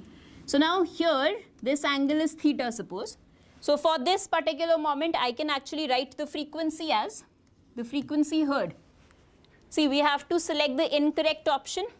We have to find out the minimum value of frequency heard, natural frequency, maximum value of apparent frequency. All right. So I'm going to write a generalized value. So the frequency heard can be written as the frequency generated by the source. I'll take it as F. Fine. This observer is not moving. Fine. So the sound is traveling in this direction with the speed c, suppose. So c divided by c minus, this is going to be 30 cos theta. So definitely frequency versus time relation cannot be a straight line. We can see it's going to be this kind of a graph. Okay. So frequency time curve corresponds to a source at an angle to the stationary observer. So this statement becomes correct. Okay, so this statement becomes correct. Now there are a few things that we need to consider. We need to find out the natural frequency. Okay. So see, by looking at this relation, initially this angle is acute. So this angle is acute. It means that we are going to have, for acute angles, this is going to be c minus 30 cos theta. Okay. Now when it reaches somewhere here, when it crosses this 90 degree, right, then the angle turns out to be obtuse, right. So if the angle is turning out to be obtuse, so this becomes positive then. All right.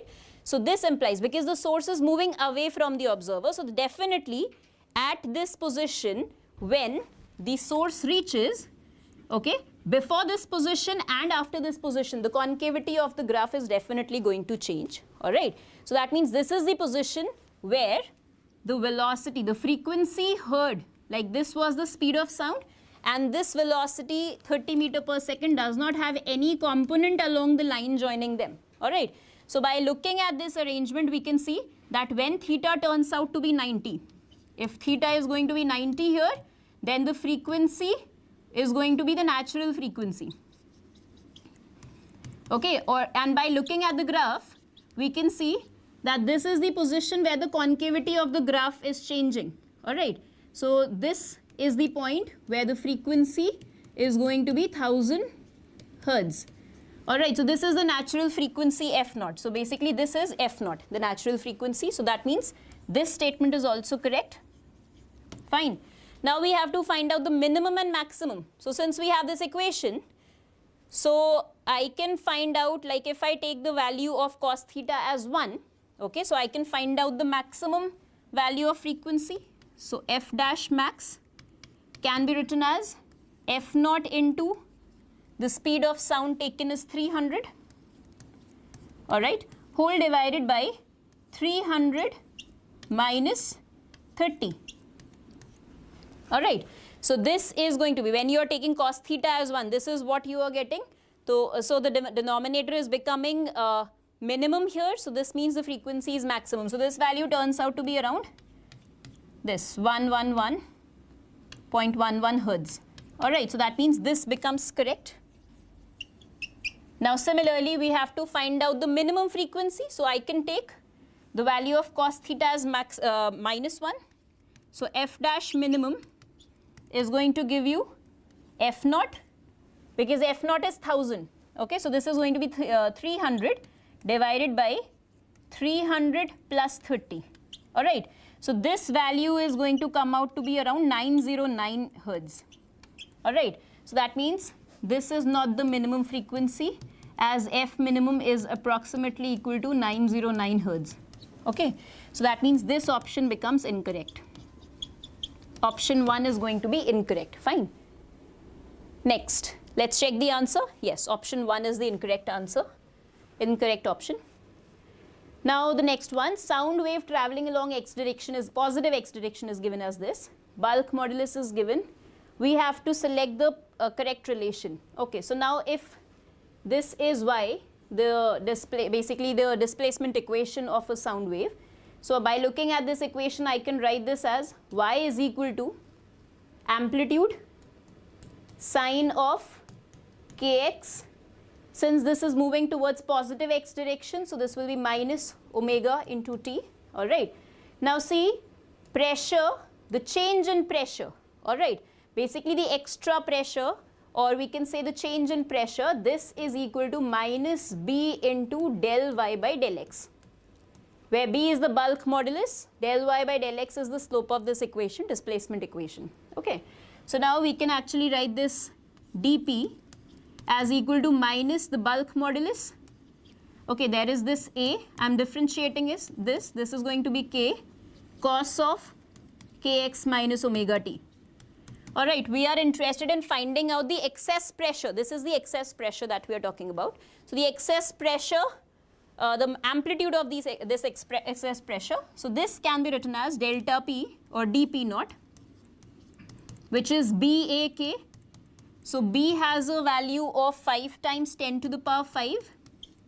Alright.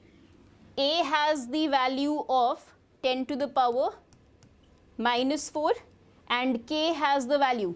K can be calculated using this, because you can see the lambda, value of lambda is given to you. Lambda is equal to 0.2. Okay, so this turns out to be, alright, so this turns out to be 5 times 10 to the power 5 times A is 10 to the power minus 4, and K is turning out to be 2 pi by lambda, where lambda is 0.2. Okay, so this 2 is getting cancelled. Okay, so you can see the value is turning out to be 5 pi times 10 to the power 2. This is the value of dP naught. Alright, so now looking at this equation, we already know this value, and it's a negative of cos function. So that means this makes this graph as the correct option, because the amplitudes are known to us, and it's the reverse of, basically opposite of, or the mirror image of cos graph. So this is the correct answer. Alright. Now let's check the answer. Okay, yes, option 4 is the correct answer to question number 16. Now let's move on to the next one, 17th question. Lengths are given to us, maximum sound is heard at D. So for maximum, path difference is equal to n lambda, right? But we need to find out the minimum length. So for minimum length, n is equal to 1 for L minimum. So I can write lambda, that is equal to delta x This can be written as, see, these lengths are given to us. This is 0.6 times of L, 0.6 times of L. This is L. This is also L. So I can write the path difference here turns out to be twice of 0.6 L. All right, and lambda is given to us as 6 meters. Okay, so this is going to be equal to, L turns out to be 5 meters. All right, we can solve this to get the value of L as 5. Okay, now let's move on to the next question. Okay, so this is the answer to question number 17. Now the next question is this, 18th.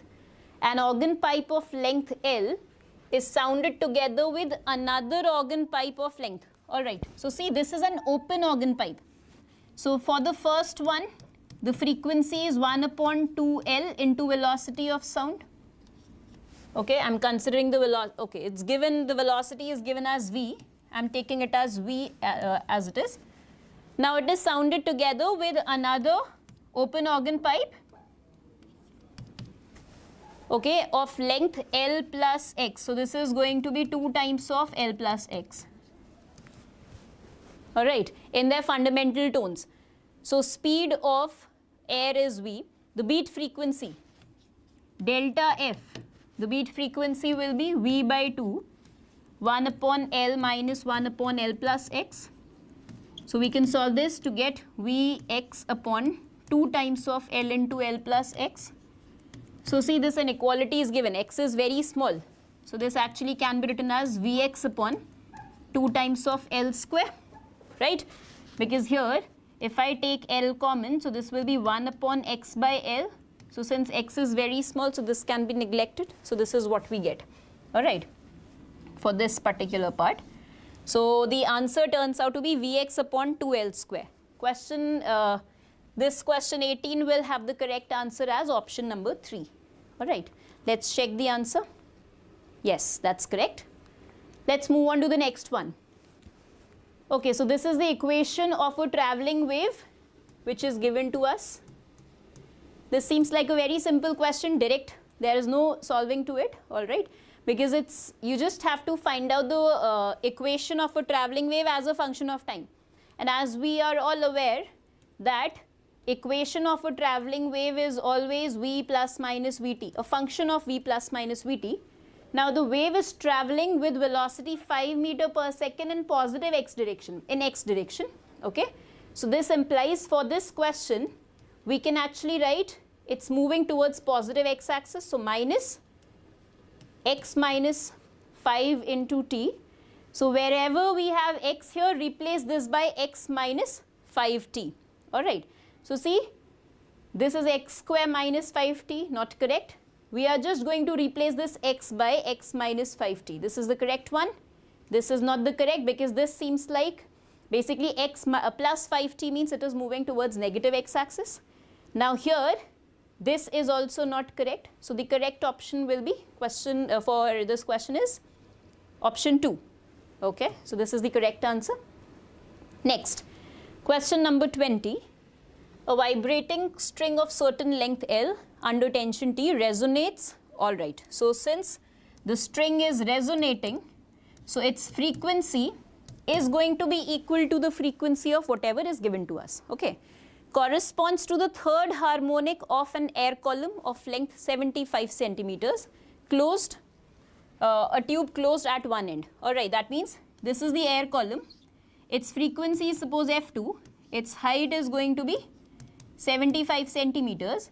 So third harmonic means this would be the kind of pattern that we get for a stationary wave, all right. So F1 is equal to F2 because it has been mentioned that these are resonating, okay. Now F2 can be written as 3 by 4L times of velocity of sound. So this will give us the value of F1, which is 3 by 4. This is 75 centimeters, so 75 centimeters upon 100. So this converts to meters into velocity of sound. So frequency F1 turns out to be velocity of sound, which is, the magnitude turns out to be 340 hertz. All right, so this is the frequency of the tuning fork that we've got. Now the next is the string also generates. So this F1 generates 4 beats when excited along a tuning fork of frequency n. All right, so there is a tuning fork, another instrument which has the frequency n. Okay, now this and the string, when they are played together, so the beats is going to be 4.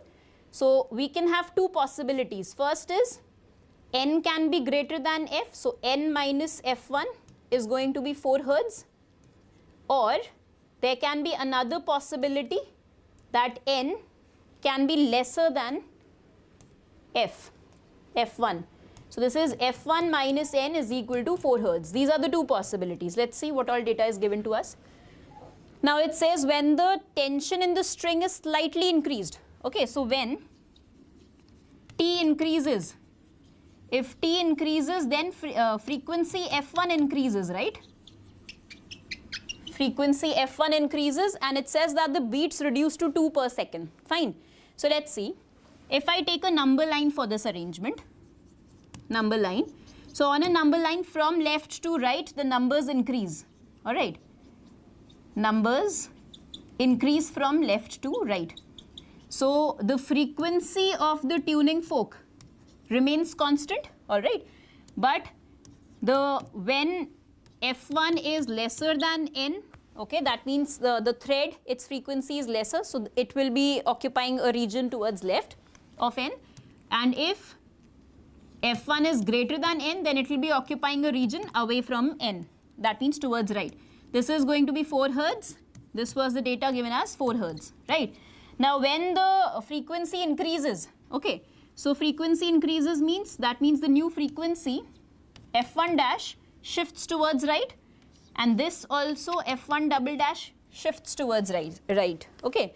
So see, the beats are decreasing. So beats are decreasing in this case only. 2 hertz are the beats in this case, whereas in the second one, beats are going to increase, all right. So this implies n is greater than f1, okay. So this helps in the selection of the frequency here. So therefore, n is greater than f1, n is greater than f1, because the thing is, the beats are reducing, okay. So therefore, I can write n minus f1 is equal to 4, n is equal to 340 plus 4. 344 hertz will be the answer for this question. So that means, that makes the answer as option number 1, all right. So this is the answer to the 20th question. These are simple questions, right? Now let's move on to the next one, the numerical based section. So in this numerical based section, the first question is, all right, so there is this intensity given to us at a distance 5 meters.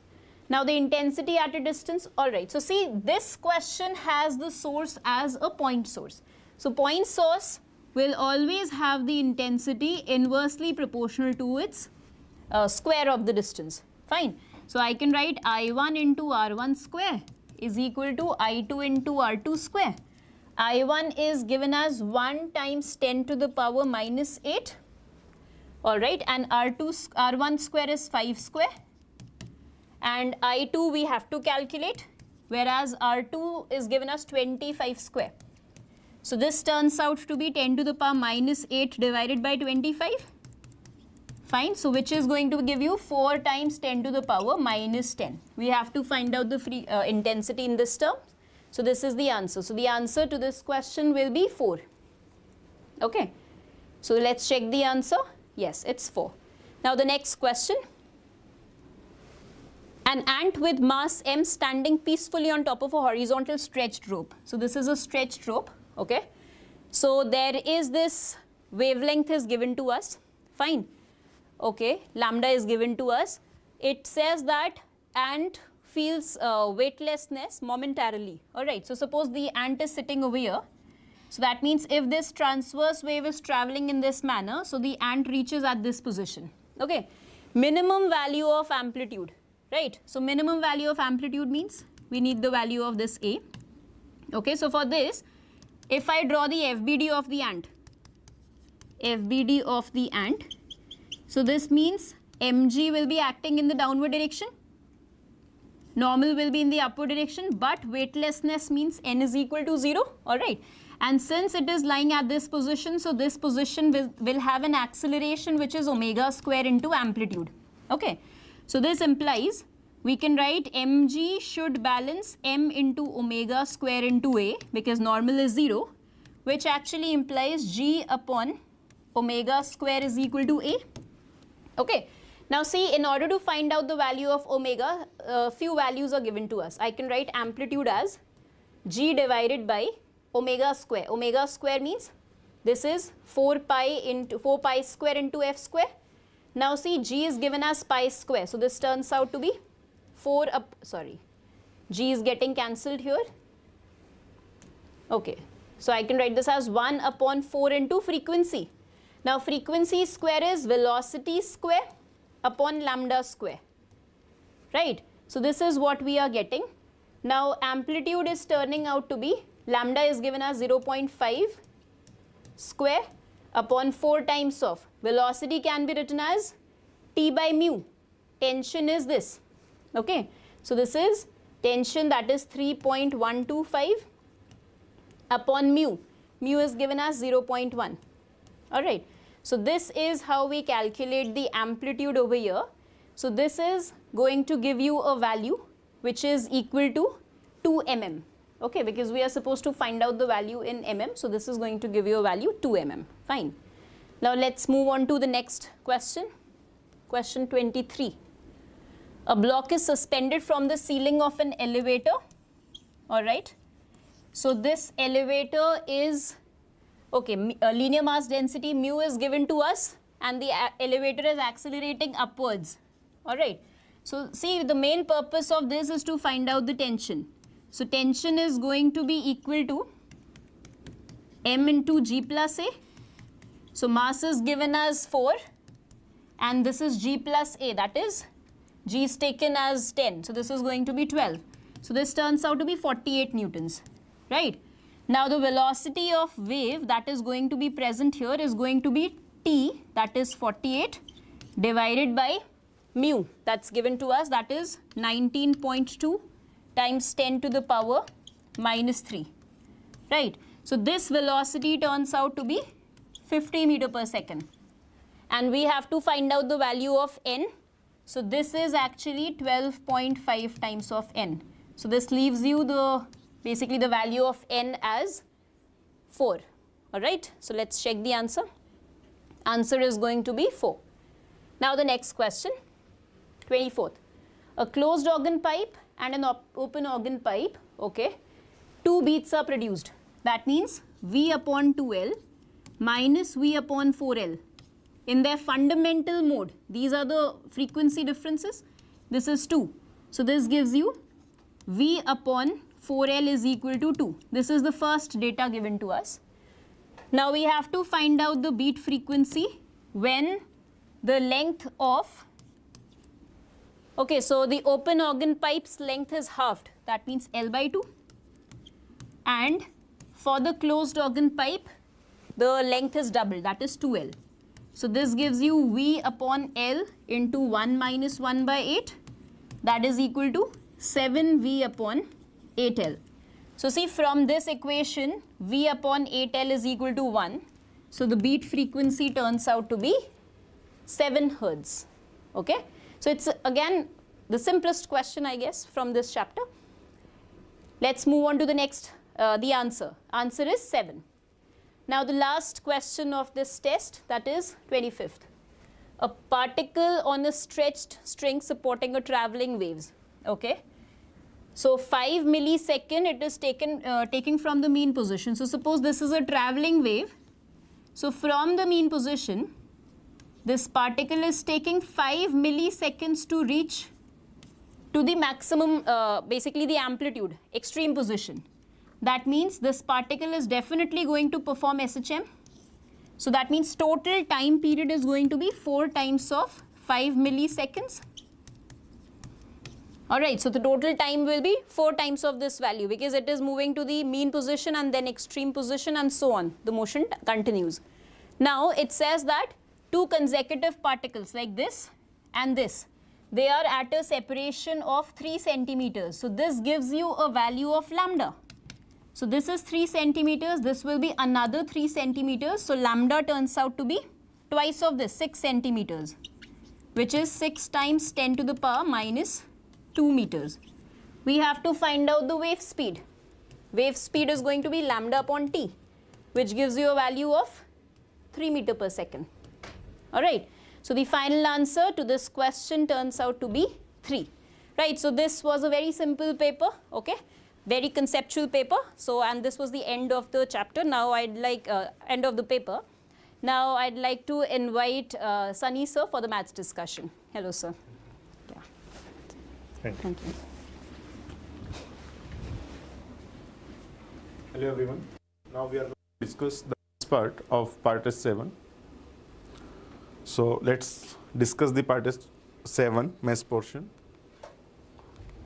Okay, in first question, we are given that consider let P be a variable point on xy is equal to 1. We have given a rectangular hyperbola in the first quadrant, and R is a variable point on the positive x-axis. If a rhombus OPQR in order is completed where O is the origin, then we have to find the locus of Q, and we have to compare the locus with this given equation, and then we have to comment on alpha and beta. Okay. So we have to take a variable point P in the first quadrant on this hyperbola xy is equal to 1 on this branch, and RB any variable point on x-axis. Now if we complete this rhombus, this will be something like this. So we have to find the locus of this point Q. OPQR is the rhombus. So say this point is h comma k, this is 0 comma 0, and say R is t2 comma 0, and say this P point is t1 comma 1 upon t1. We have taken a parametric coordinate on this hyperbola. Now we have two conditions, that if this is a rhombus, then the diagonals bisect each other at right angle. Okay. So the first equation will form is that the midpoint is same of PR and OQ, that h plus 0 divided by 2 must be equal to T1 plus T2 divided by 2. Okay. Similarly, 1 by T1 plus 0 divided by 2 must be equal to K plus 0 divided by 2. Okay. So solving these two equations, we have to eliminate T1 and T2, and we will simply get the locus. Okay. Alpha will be 2, this will be x square, y and beta will be 3. So alpha plus beta will be 5. This is very simple calculation, very simple question. Alpha plus beta is 5. Okay, in second question, S1, S2, there are two curves. One is ellipse, one is hyperbola, and if they intersect at 4 points, say Q, R, S and T, and P be a point, given point, then we have to find the value of PQ plus PR plus PS plus PT. Okay. If we solve this ellipse and hyperbola, the equation of hyperbola will be x square minus y minus 1 whole square is equal to root 2. If you complete this square here, then you will get this equation. Similarly, the equation of this ellipse will be x square divided by 9 minus y minus 1 whole square divided by 4 is equal to 1. Sorry, plus this is equal to 1. So if we calculate the focus of this hyperbola, that will be 2 power 3 by 4 comma 1. That is point P. So we have to calculate the distances between the point of intersection of this ellipse and hyperbola and its foci, that foci of the hyperbola. Centers of both the curves are same, that is 0 comma 1. Okay. So this is point P. So we have to calculate this plus PR plus PS. Okay. Now by observing the symmetry in this diagram, we can say that PQ and PT will be same. And similarly, if another focus of the hyperbola is say P1, so PQ or PR and P1Q will be same. By symmetry, you can comment on this that PR and P1Q are same. So if I say that this distance is EX1 plus A or EX1 minus A, this is near to the focus. So this will be EX1 minus A. X1 is this point of X coordinate of this point of intersection. E is the eccentricity of the hyperbola. So this distance must be EX1 plus A, because PR will be equal to P1Q. Then P1Q will be EX1 plus A. So the final total sum will be 4EX1. So we have to comment on this only. So A is root 2 because this is rectangular hyperbola. You can see A is equal to B here. So A is root 2. So 4 root 2 x1. Now we have to just find x coordinate of this point of intersection in this quadrant, positive value of x. So by solving these two curves, you can eliminate y minus 1 whole square and replace its value in another equation. So this will be x square divided by 9 plus, now the value of y minus 1 whole square will be, you can directly replace it, x square minus root 2 divided by 4, and this is equal to 1. Now this will come out, the value of x will be, this is 13x square divided by 36. You can just add the part including x square divided by 9 plus x square divided by 4. And in the right hand side you will see this is 4 plus root 2 divided by 4, the constant term. So from here you can comment that x will be equal to plus minus. Now you can just simplify here and multiply this 9 in the right hand side. The x will be plus minus under root of 36 plus 9 root 2 divided by 13. So the value of x1 is nothing but under root of, we'll take plus sign. So under root of 36 plus 9 root 2 divided by 13. So we have to multiply this value by 4 root 2. So you can see option 1 is there, which is satisfying this sum. So answer should be 1. Yeah. Okay, let's move on to the next question. This question is purely based on a property that for any hyperbola, they are saying let P and P dash be any double ordinate. So say this is P, this is N, this is P dash. Obviously N is also mentioned that N is on transverse axis. And it intersect the asymptotes at Q and Q dash. And we have to comment on the value PQ into PQ dash. So PQ into PQ dash, this will be always B square. So what is B square? 16. So answer must be 2. 2 is the correct answer. Okay, a hyperbola is given and k be the smallest even value of n such that the eccentricity of this hk is a rational number. N belongs to natural number. So this must be a hyperbola. If L be the length of lattice rectum, then we have to comment on 7L. So we have to find the value of length of lattice rectum. So if we find the eccentricity of this hyperbola, that will be under root 1 plus 3 plus n divided by 1 plus n. And this is nothing but under root of, if you take LCM, so this will be 2n plus 4 divided by n plus 1. Okay. Now they are saying that if this eccentricity is a rational number for some even value of n, then we have to comment on minimum positive even value of n. So by solving, you can compare that n is equal to 48 because this must be perfect squares. So n is equal to 48 is satisfying this. So we have to comment on length of lattice rectum. So length of lattice rectum will be 2b square divided by a. Now what is 2b square? 2b square is actually 2 times 3 plus n. And what is a? A is root of 1 plus n.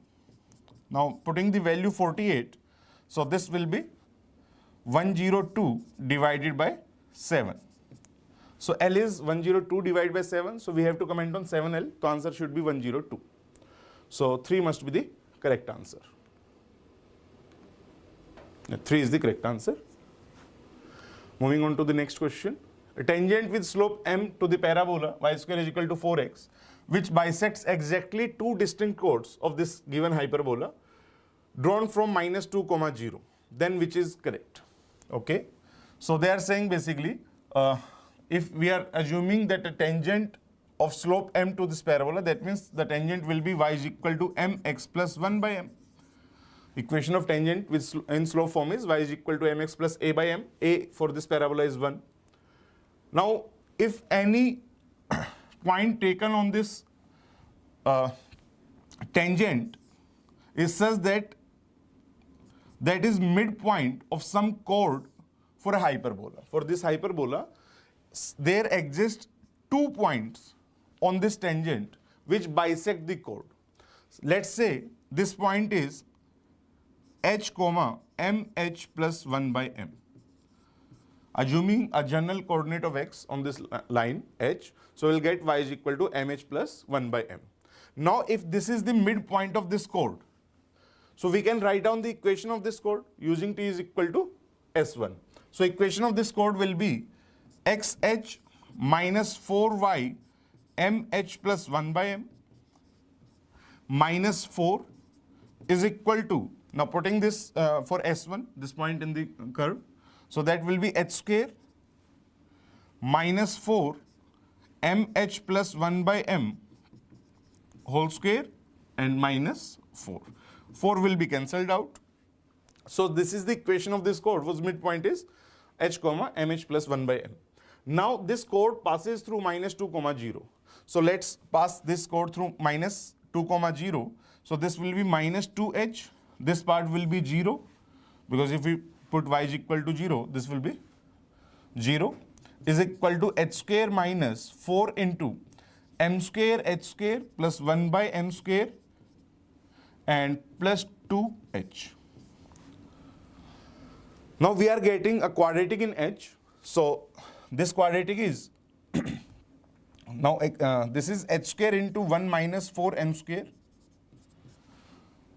and the coefficient of h will be minus 8h plus 2h, so minus 6h, and the constant term will be minus 4 divided by m square is equal to 0.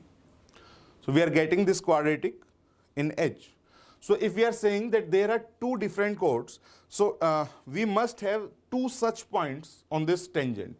So the roots of this quadratic must be real and distinct. So say d is greater than 0. So what will be discriminant? Discriminant will be b square, that means 36 plus 16 divided by m square multiplied by 1 minus 4m square. This will be discriminant.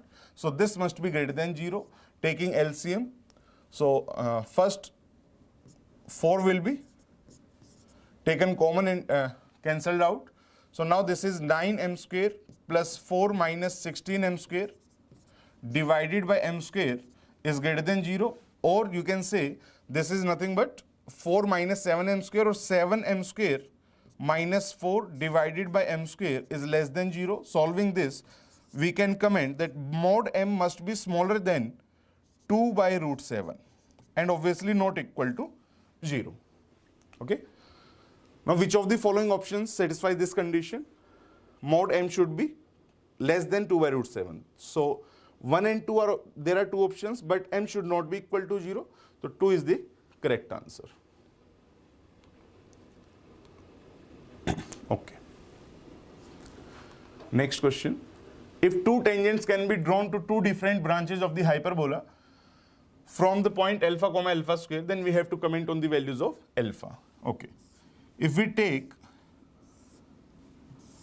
a standard hyperbola like this, so any point lying in this region or this region, from this point you can draw two different tangents to two branches of this hyperbola. So for any point alpha comma beta, if you say that for this hyperbola from any point alpha comma beta, we can draw two different tangents on two branches, one on each branch. Then alpha square by 1 minus beta square by 4 must be less than 0. This condition must hold. So beta is alpha square. So this is alpha square by 1 minus alpha power 4 by 4 is less than 0. Now taking LCM, this will be alpha square into 4 minus alpha square is less than 0, or alpha square into alpha square minus 4 greater than 0. Using Wavey's curve, you can easily comment on the values of alpha. So this is minus 2, 0, 2. This will be the Wavey's curve for this inequality. So we are targeting the positive values of this expression. So that will hold from minus infinity to minus 2 or 2 to infinity. So there is only one option which contains such values. So 3 must be the answer. Answer is 3. Next question. If a chord AB of the hyperbola subtends right angle at the origin, then we have to comment 1 by OA square plus 1 by OB square. Okay, there is some hyperbola.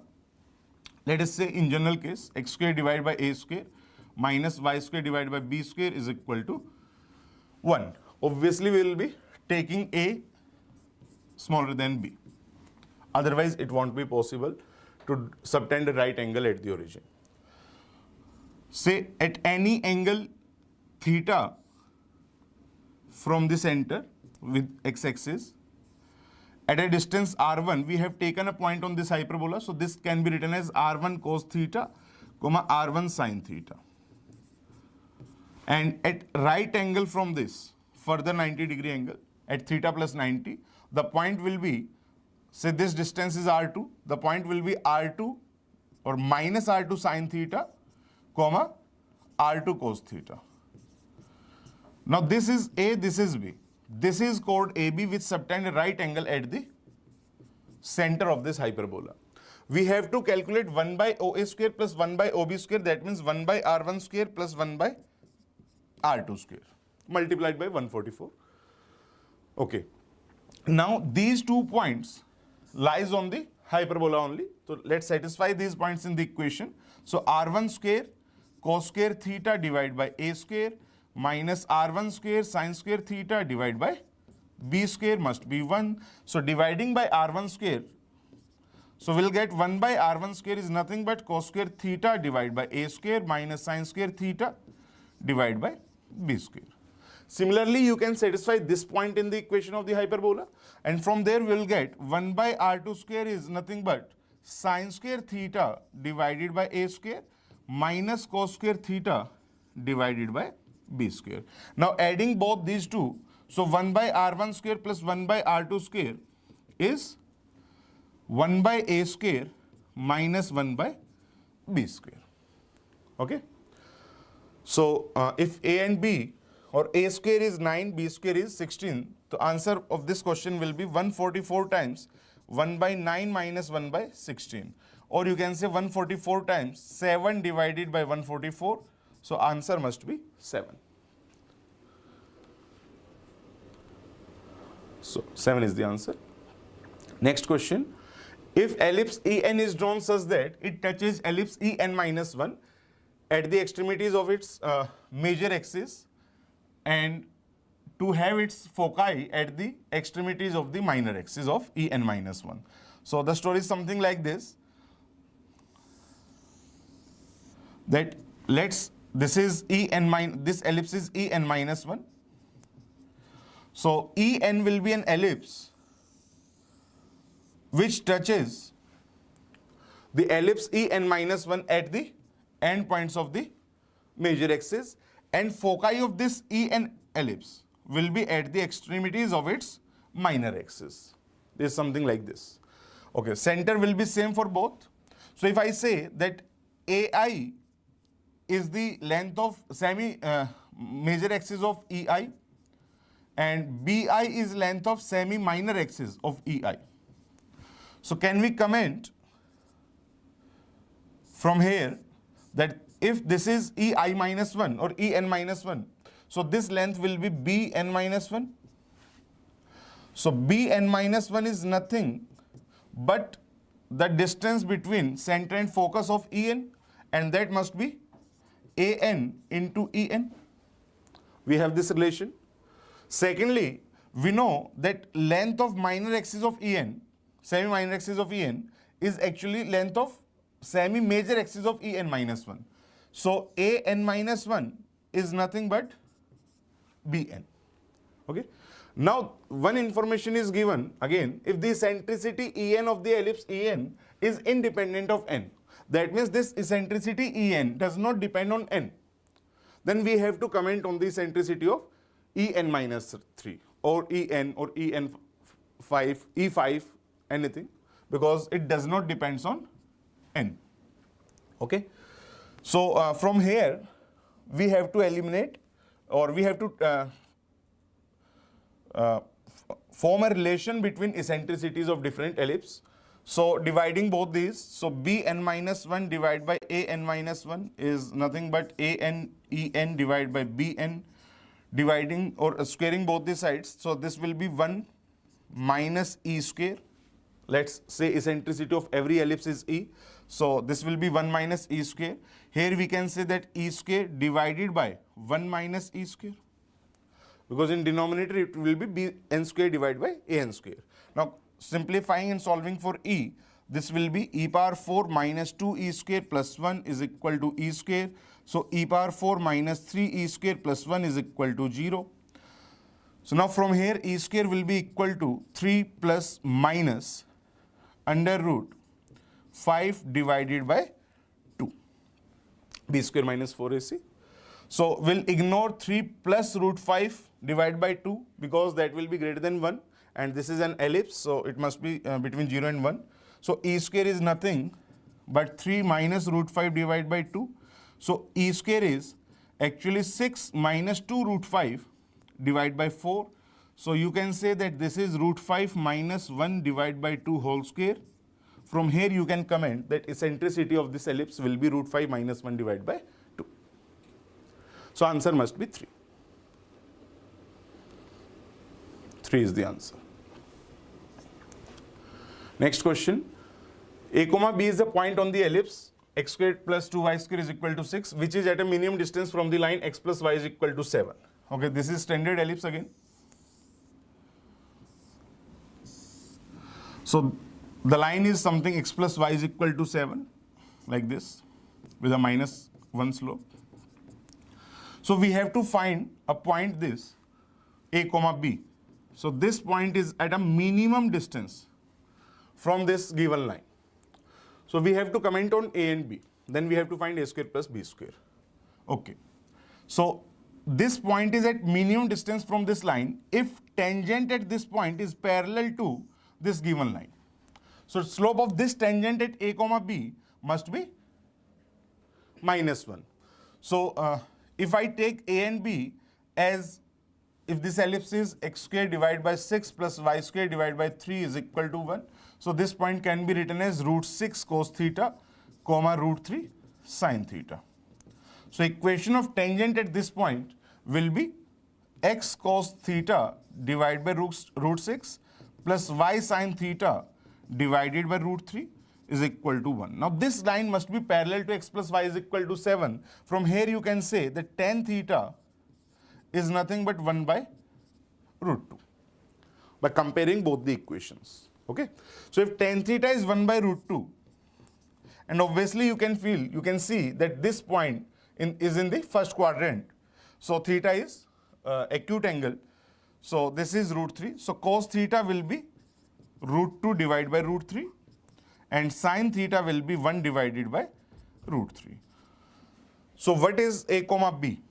Now putting the values of cos theta and sin theta here, we can say that this will be 2 comma 1. Now a comma b is nothing but 2 comma 1. And the value of a square plus b square must be 5. So 2 is the correct answer.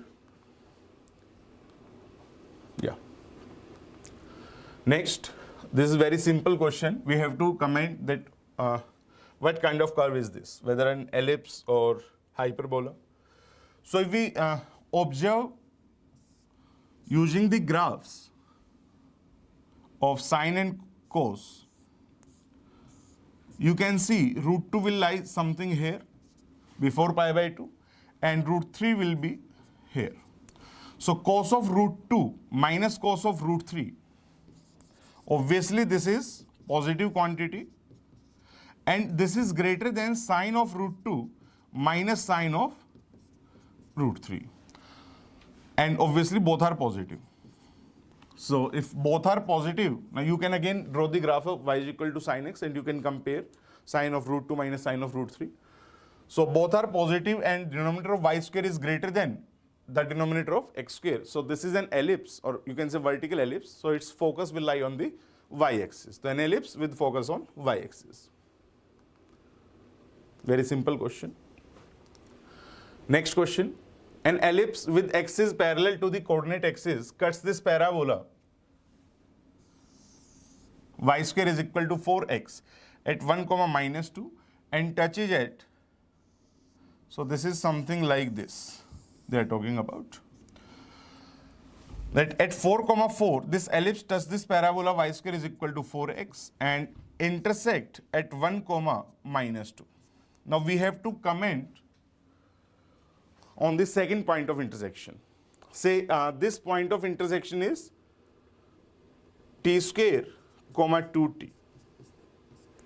Let's assume any point on this parabola.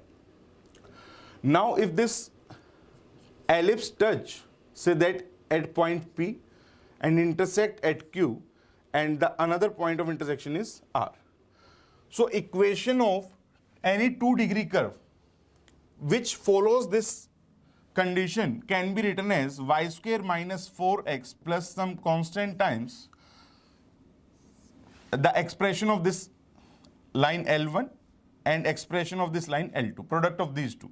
So this line, for this line, we can say the slope of this line is 2. So this line will be 2x minus y and passing through 4 comma 4, so minus 4. Expression of this line, and similarly expression of this line.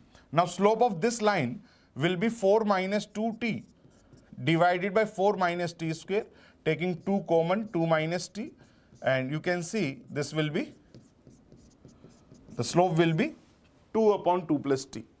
So expression or the equation of this line PR will be 2x minus t plus 2y, and this passes through 4 comma 4, so there will be plus 4t is equal to 0.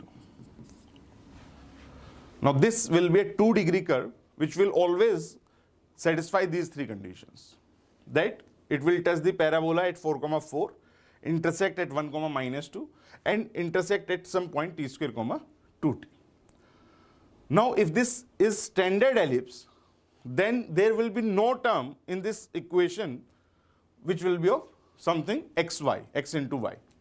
So the coefficient of x into y must be 0. That will not be generated from here. So that will be generated from here only.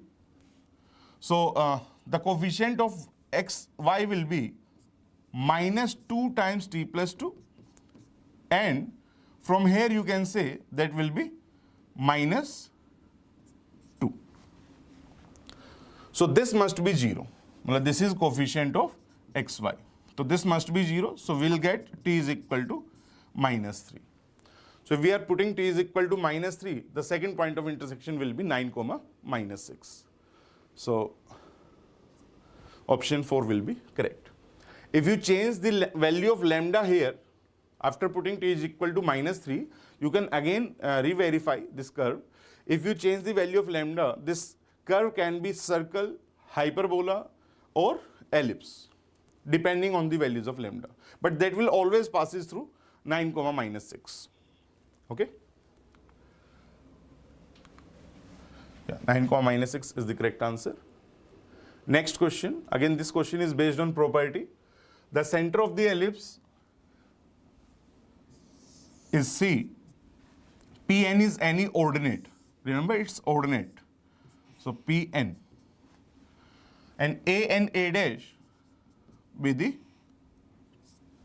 endpoints of the major axis. We have to comment on Pn square divided by An into A dash n. This is always B square divided by A square. Otherwise, you can see this point is A cos theta comma B sin theta. So this height will be B sin theta. So this numerator will be B square sin square theta divided by, now this n x coordinate of n will be A cos theta. So this is A cos theta comma 0. This is A comma 0. This is minus A comma 0. So A dash n will be A into 1 minus cos theta. And similarly, this distance an will be A into 1 plus cos theta. So this terms of theta will be cancelled out and the answer will be B square divided by A square. So the final answer will be 16 divided by 25. So this must be the answer. This is the answer. Okay, next question. Let ABC be 3 points on this ellipse. Equation of AB is y is equal to x. Again, this is standard ellipse. Center is origin. Now where y is equal to x line intersects this ellipse, these points are A and B. And C is that point for which area of triangle ABC is maximum. Again, if AB is y is equal to x, so A and B are fixed, ellipse is given. So this length AB is fixed. So if area of triangle ABC will be maximum, then this height from the vertex C must be maximum. That this height must be maximum. So this will be maximum when C is at maximum distance from AB. So C will be that point from where tangent at C will be parallel to this AB line, for which slope of the tangent will be 1. Now if slope of the tangent is 1, then equation of tangent is this for this standard ellipse.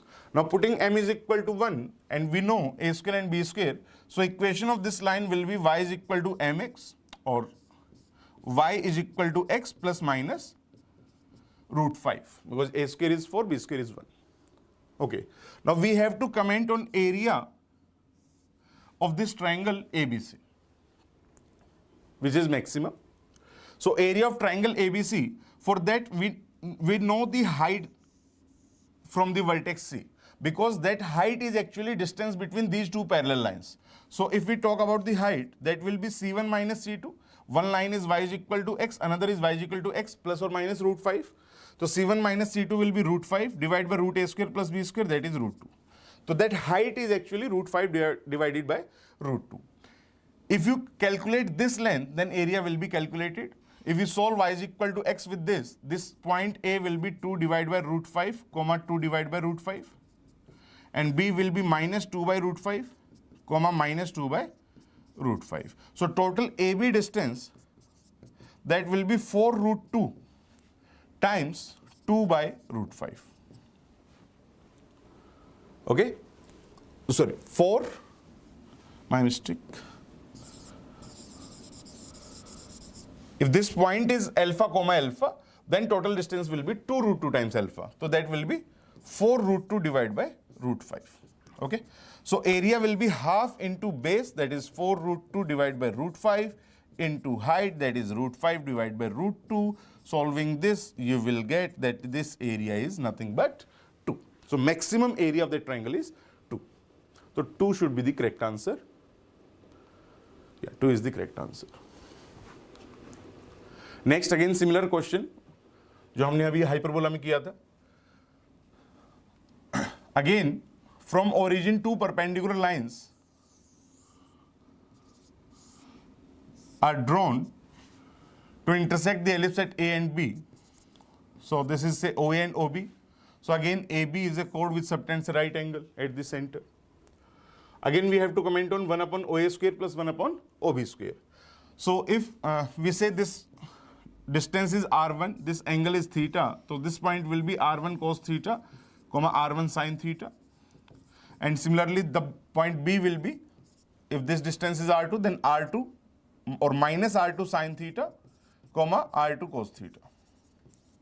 So now satisfying this equation in the ellipse, we will get R1 square cos square theta divided by 4 plus R1 square sin square theta is equal to 1. Similarly, 1 by r1 square can be commented as cos square theta by 4 plus sin square theta. Now similarly, 1 by r2 square will be sin square theta divided by 4 plus cos square theta. We have to find this sum. So that will be 1 by 4 plus 1, that is 5 by 4. So option 3 must be the correct answer.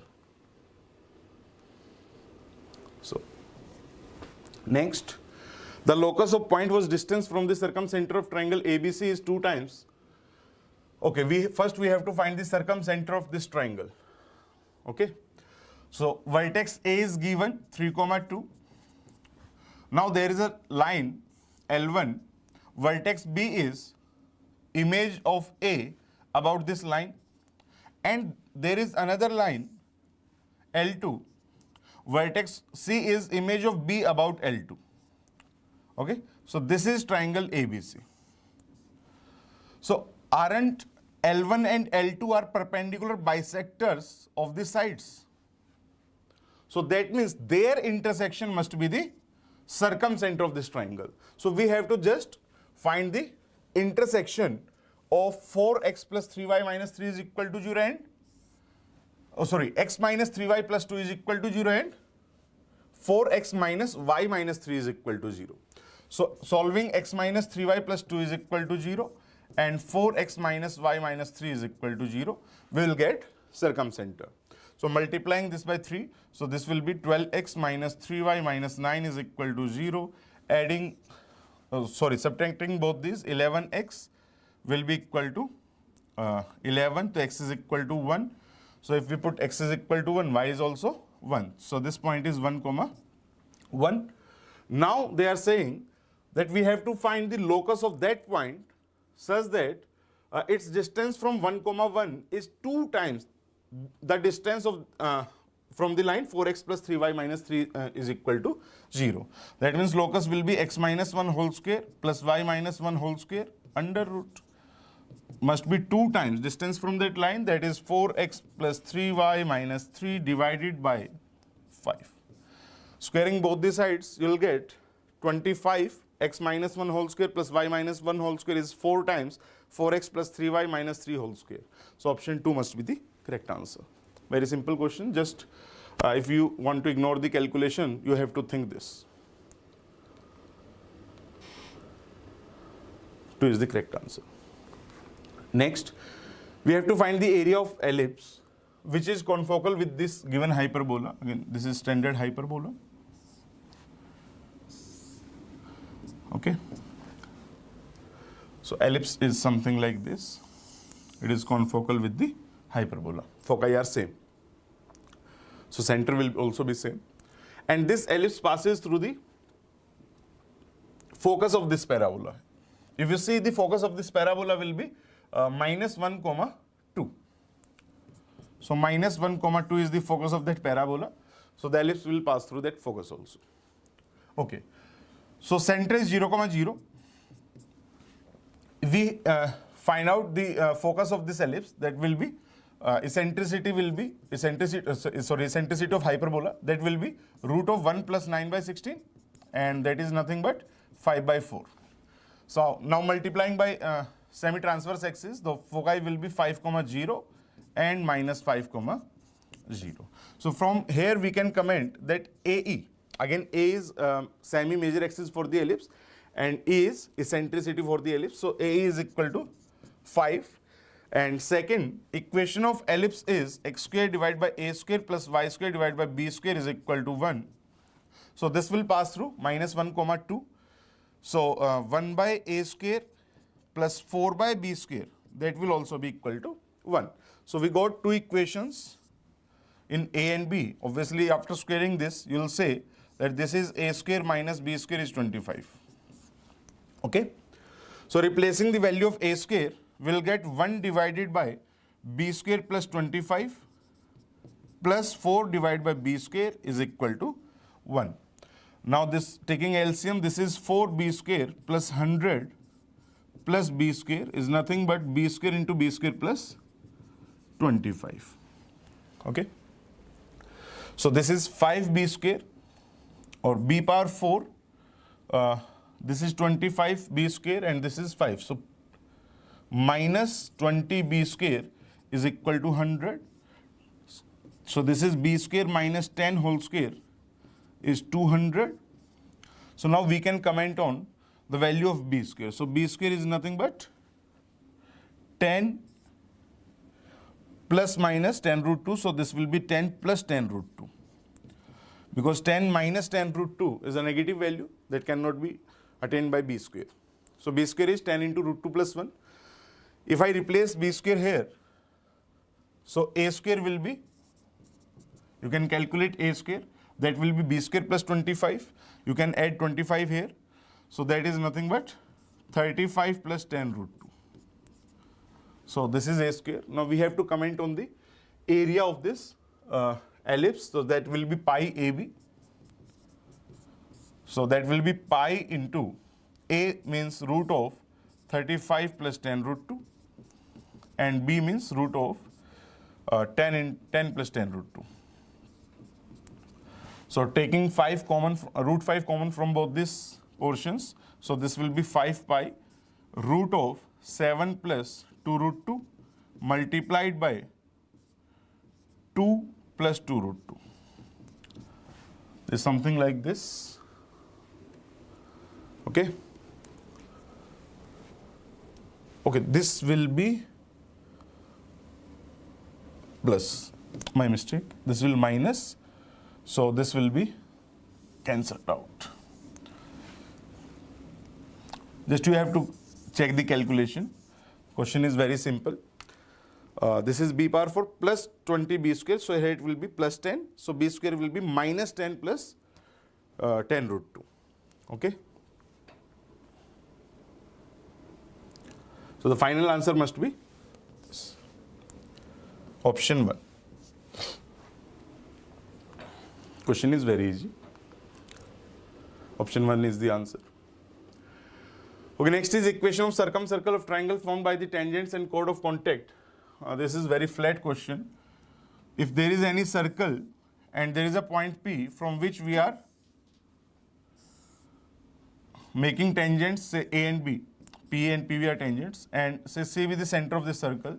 So equation of circumcircle of triangle PAB will always pass through center of this given circle. That will always pass through C. And PC will be diameter for that circle.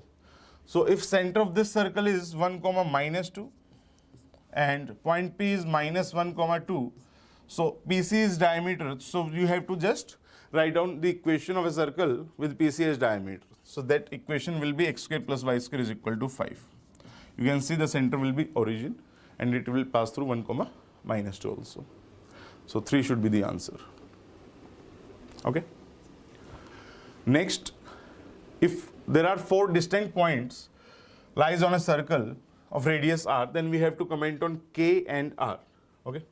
So let us say that 4, minus 6, 1, 3, 0, 0 and 2k, minus k lies on some circle, whose equation is x square plus y square plus 2gx plus 2fy plus c is equal to 0. Now if this circle passes through 0, 0, then c must be 0.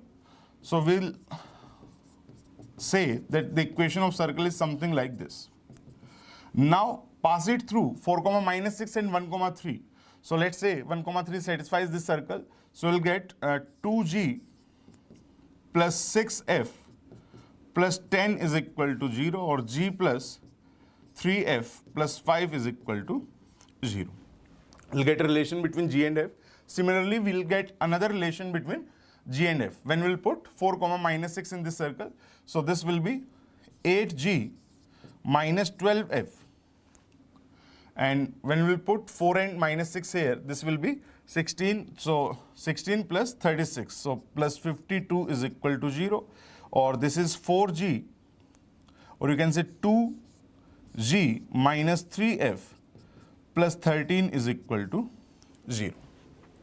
Okay. So by solving these two, we'll also get the values of g and f. So from here we can see that g will be equal to minus 6 and f is 1 by 3. These values will satisfy these two equations. Okay, now we got this equation of circle. So this equation of circle is nothing but x square plus y square minus 12x and plus 2y by 3 is equal to 0. So 3x square plus 3y square minus 36x plus 2y is equal to 0. If we satisfy this 2k comma minus k here, we'll get 12k square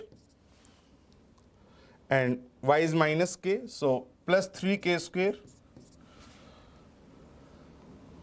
minus 72k, and this is minus 2k is equal to 0. So we'll get k is equal to 0 or k is equal to 74 by 50. Now k cannot be equal to 0 because all points are different points, otherwise it will be 0, 0 only. So k is 74 by 15, so 45k. So that means the value of 45k is, multiply this by 45, so 74 multiplied by 3 actually, so 222. So 45k is 222. Similarly, we have to calculate the value of r. Now the value of r will be g square plus f square under root. This will be r. So r square is nothing but 36 plus 1 by 9, and this is 324 plus 1, 325 divided by 9. So 9 r square is actually 325. Now we have to comment on 325 minus 222 plus 15. That will be 118. So 1 should be the answer. Okay. Next question. Let the point P of the focal chord PQ of this parabola be 2, 1.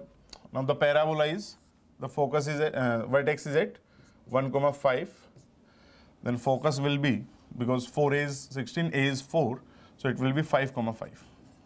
So there is some focal chord on this parabola PQ. Okay. P is, let's say this is Q, this is P. P is 2, 1 and Q is something. If the focus of the parabola divides the chord PQ in M ratio n, PQ in M ratio n, so this is M ratio n, M and n, greatest common divisor is 1. So we have to comment on m power n plus n power m. Okay. So first we have to find the point Q. If we take any parametric coordinate here, so that parametric coordinate will be 1 plus 4t square, comma 5 plus 8t, alpha plus 80 square, comma beta plus 280. So if I compare this point with P, so t is equal to minus half, because 5 plus 80 is 1, so 80 is minus 4, so t is minus half. Now if this is focal chord, then t1, t2 is minus 1, so t for this point must be 2. So if I put 2 here, then coordinates of point Q will be, this is 17, 21. So we got the point Q also. Now applying section formula, we can say 5 is equal to 17m plus 2n divided by m plus n, or you can say 5m plus 5n is 17m plus 2n, or 12m is 3n, or m upon n is 1 by 4. So by comparing, we can say m is 1 and n is 4. So 1 power 4, that means 1, and 4 power 1, that means 4. So the sum will be 5. Option 2 must be the correct option. Yeah, this is correct answer. Next question. There is a standard hyperbola having one of its focus at minus 4, 0. Okay. If lattice rectum through its another focus subtends right angle at P. Okay. This is one of the foci, minus 4, 0. And the lattice rectum through another focus subtends a right angle at this point P. That means this angle is 45 degree. This total length is 2AE and this length is b square by a. So we know that b square by a divided by 2ae, that is 1045, that is 1. So b square is nothing but 2a square e. And again ae is 4 because this distance is 4 units and that is equal to ae only. So ae is 4, so this is 8a. So the value of b square is 8a. Okay? And we have to comment on the eccentricity of this hyperbola. Okay, b square is 8a and ae is equal to 4. We know these two informations. Now squaring here, we'll get a square plus b square is 16. And b square is 8a, so a square plus 8a is 16. So we can comment the value of a here. So a square plus 8a plus 16 is equal to 32. So a plus 4 whole square is equal to 32. So a will be 4 root 2 minus 4. Okay? Now we have to comment on the eccentricity. So eccentricity will be, because b square is 8a, so b square is nothing but 8 times a. So 32 root 2 minus 1. This is b square.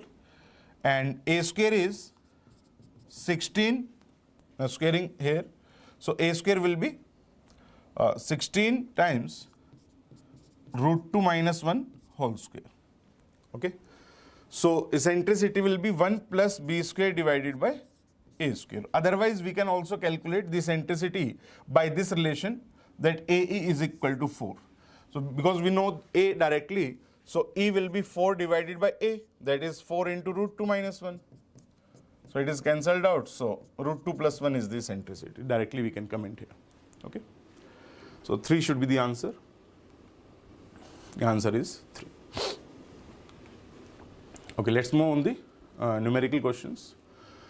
fx is equal to sin x plus cos x plus tan x plus sin inverse plus cos inverse plus tan inverse. We have to comment on the maximum and minimum values of this function. Okay, first write this function as sin x plus cos x plus tan x plus pi by 2 plus tan inverse x. Because sin inverse x plus cos inverse x, that will be pi by 2 only. And also, let's mention its domain, that its domain will be between -1 closed to 1 closed. Because sin inverse x and cos inverse x are defined only if x belongs to -1 to 1 closed. So now we can see this function is strictly increasing, because you can also comment using derivative. F dash x will be equal to cos x minus sin x plus secant square x and plus 1 upon 1 plus x square. So this portion is always positive. Sin cos plus secant square is always greater than sin x, and this is also positive. So this function is strictly increasing. So for strictly increasing function, the minimum value will hold at the starting point, that is -1, and maxima will hold at the end point, that is 1. So if we want the value of capital M, that is maximum value, so let's put x is equal to 1 here. That will be sin 1 plus cos 1 plus tan 1 and plus pi by 2 plus tan inverse 1, that is pi by 4. Now let's put x is equal to -1. So this will be minus sin 1 plus cos 1 plus, minus tan 1 plus pi by 2 and minus pi by 4. Now we have to calculate the mean of these two. So m plus m divided by 2 will be nothing but cos 1 plus pi by 2. Now this is given as pi by 2 plus cos k. So the integral value of k will be 1. Answer must be 1 here, yes. Okay. Next question. fx is given and we have to solve this equation, that f square x plus sin inverse x whole square is equal to a possesses a real solution. Then we have to comment on the integral values of a, sum of the integral values of a. Now this is GP. So if we say fx is nothing but tan inverse x first term divided by 1 minus common ratio, that is this. Okay. So again you can observe that fx is increasing function. You can write it pi by 2 times 2 by pi, multiplying and divide, balancing. Tan inverse x plus 1 minus 1 divided by 1 plus 2 by pi tan inverse x. Now dividing separately, so fx will be 1 minus 1 upon 1 plus 2 by pi tan inverse x. So now tan inverse x is increasing function, so this portion is decreasing, but there is a minus sign, so overall this will be increasing function. So fx is increasing function, so it will take its minimum value because we have to comment on this. So again the domain for this equation will be -1 to 1 only. So from -1 to 1, if you want to calculate on the range of fx, so it will take minimum value at -1. So for x is equal to -1, this will be minus pi by 4 divided by 1 minus 2 by pi into pi by 4. So that will be half. So that will be minus pi by 2. So at x is equal to -1, fx is taking its minimum value minus pi by 2, and at x is equal to 1, its maximum value will be pi by 4 divided by 1 plus 1 by 2. So that is 3 by 2. So it will be pi by 6. Okay. So but we have to comment on the range of f square x. So the value of f square x will be, f square x belongs to 0 to pi square by 4. Simply you can comment from here. So the minimum value of f square x holds at x is equal to 0, and maximum value will hold at when this fx will take minimum value. So this will hold at x is equal to -1. And similarly you can comment for sin inverse x whole square. Sin inverse x whole square again belongs to 0 to pi square by 4. Its minimum value also holds at 0 and maximum at -1 or 1. So -1 is the common point.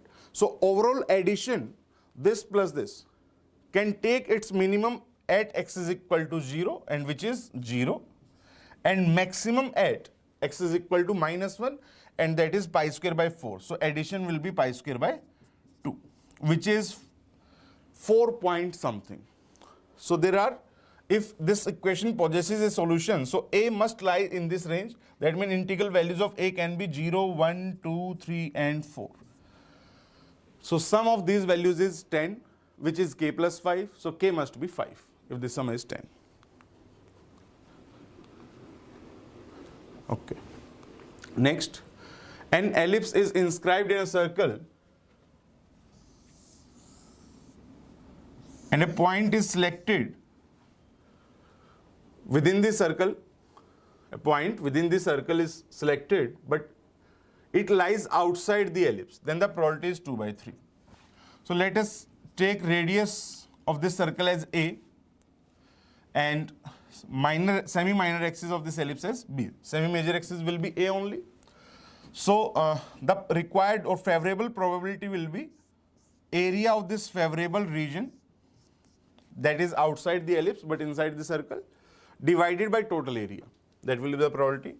So the favorable area is pi a square total area minus area of ellipse divided by total area is this.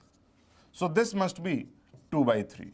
Now this is 1 minus b by a, which is nothing but 2 by 3. So b by a is 1 by 3. We have to comment on the eccentricity of the ellipse. So eccentricity of ellipse will be 1 minus 1 by 9 whole under root. So that is 2 root 2 divided by 3. So k must be 3.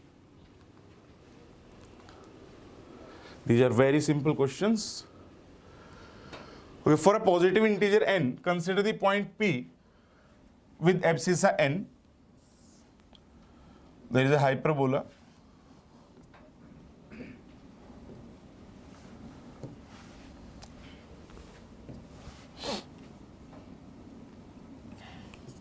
y square minus x square is equal to 1. This is like this. Okay. So y is equal to x and y is equal to minus x are its asymptotes. So they are saying that a point is taken as abscissa as n. So if x is n, then y will be root of n square plus 1 or minus root of n square plus 1. But they are saying that this point is at a shortest distance from y is equal to x even if n tends to infinity. So this y coordinate must be positive for shortest distance at n is equal to infinity. So this is the point P, and dn is the distance, shortest distance of this point from the line y is equal to x. So from this line, if we calculate dn, that will be root n square plus 1 minus n divided by root 2. This line is y minus x is equal to 0 by simply putting this point, and we calculated the perpendicular distance. Now they are saying that limit n tends to infinity n into dn, that means root n square plus 1 minus n divided by root 2. We have to calculate this. Now it is very simple question. Just rationalize this expression. This will be n divided by root 2 times root n square plus 1 plus n, and limit n tends to infinity. Taking n common from numerator and denominator, you can comment that this value is 1 divided by 2 root 2. So this is 1 by 2 root k. That means k is nothing but 2. Yeah, 2 is the answer. Moving on the last question for this section. If the point of intersection of the rectangular hyperbola xy is equal to c square, okay, and the parabola y square is equal to 4ax.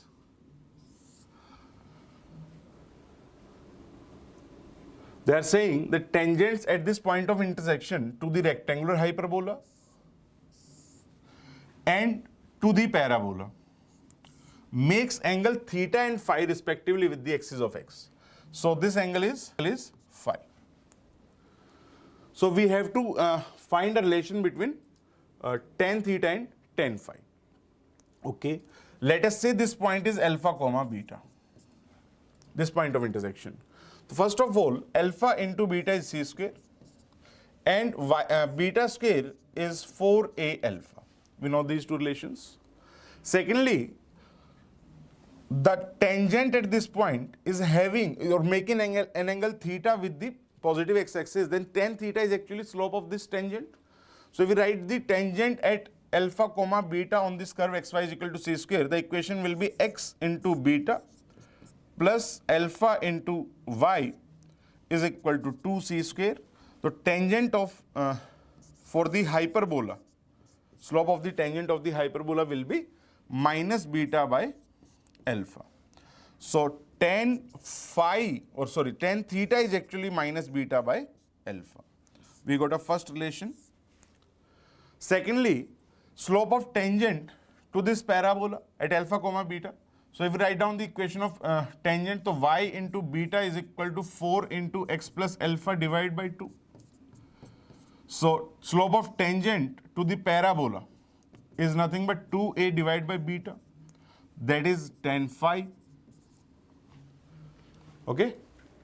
So if we take the ratio of tan theta and tan phi, the tan theta divided by tan phi, that will be minus beta by alpha divided by 2a divided by beta.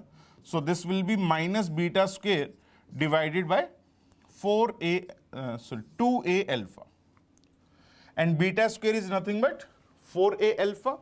So this is actually minus 2.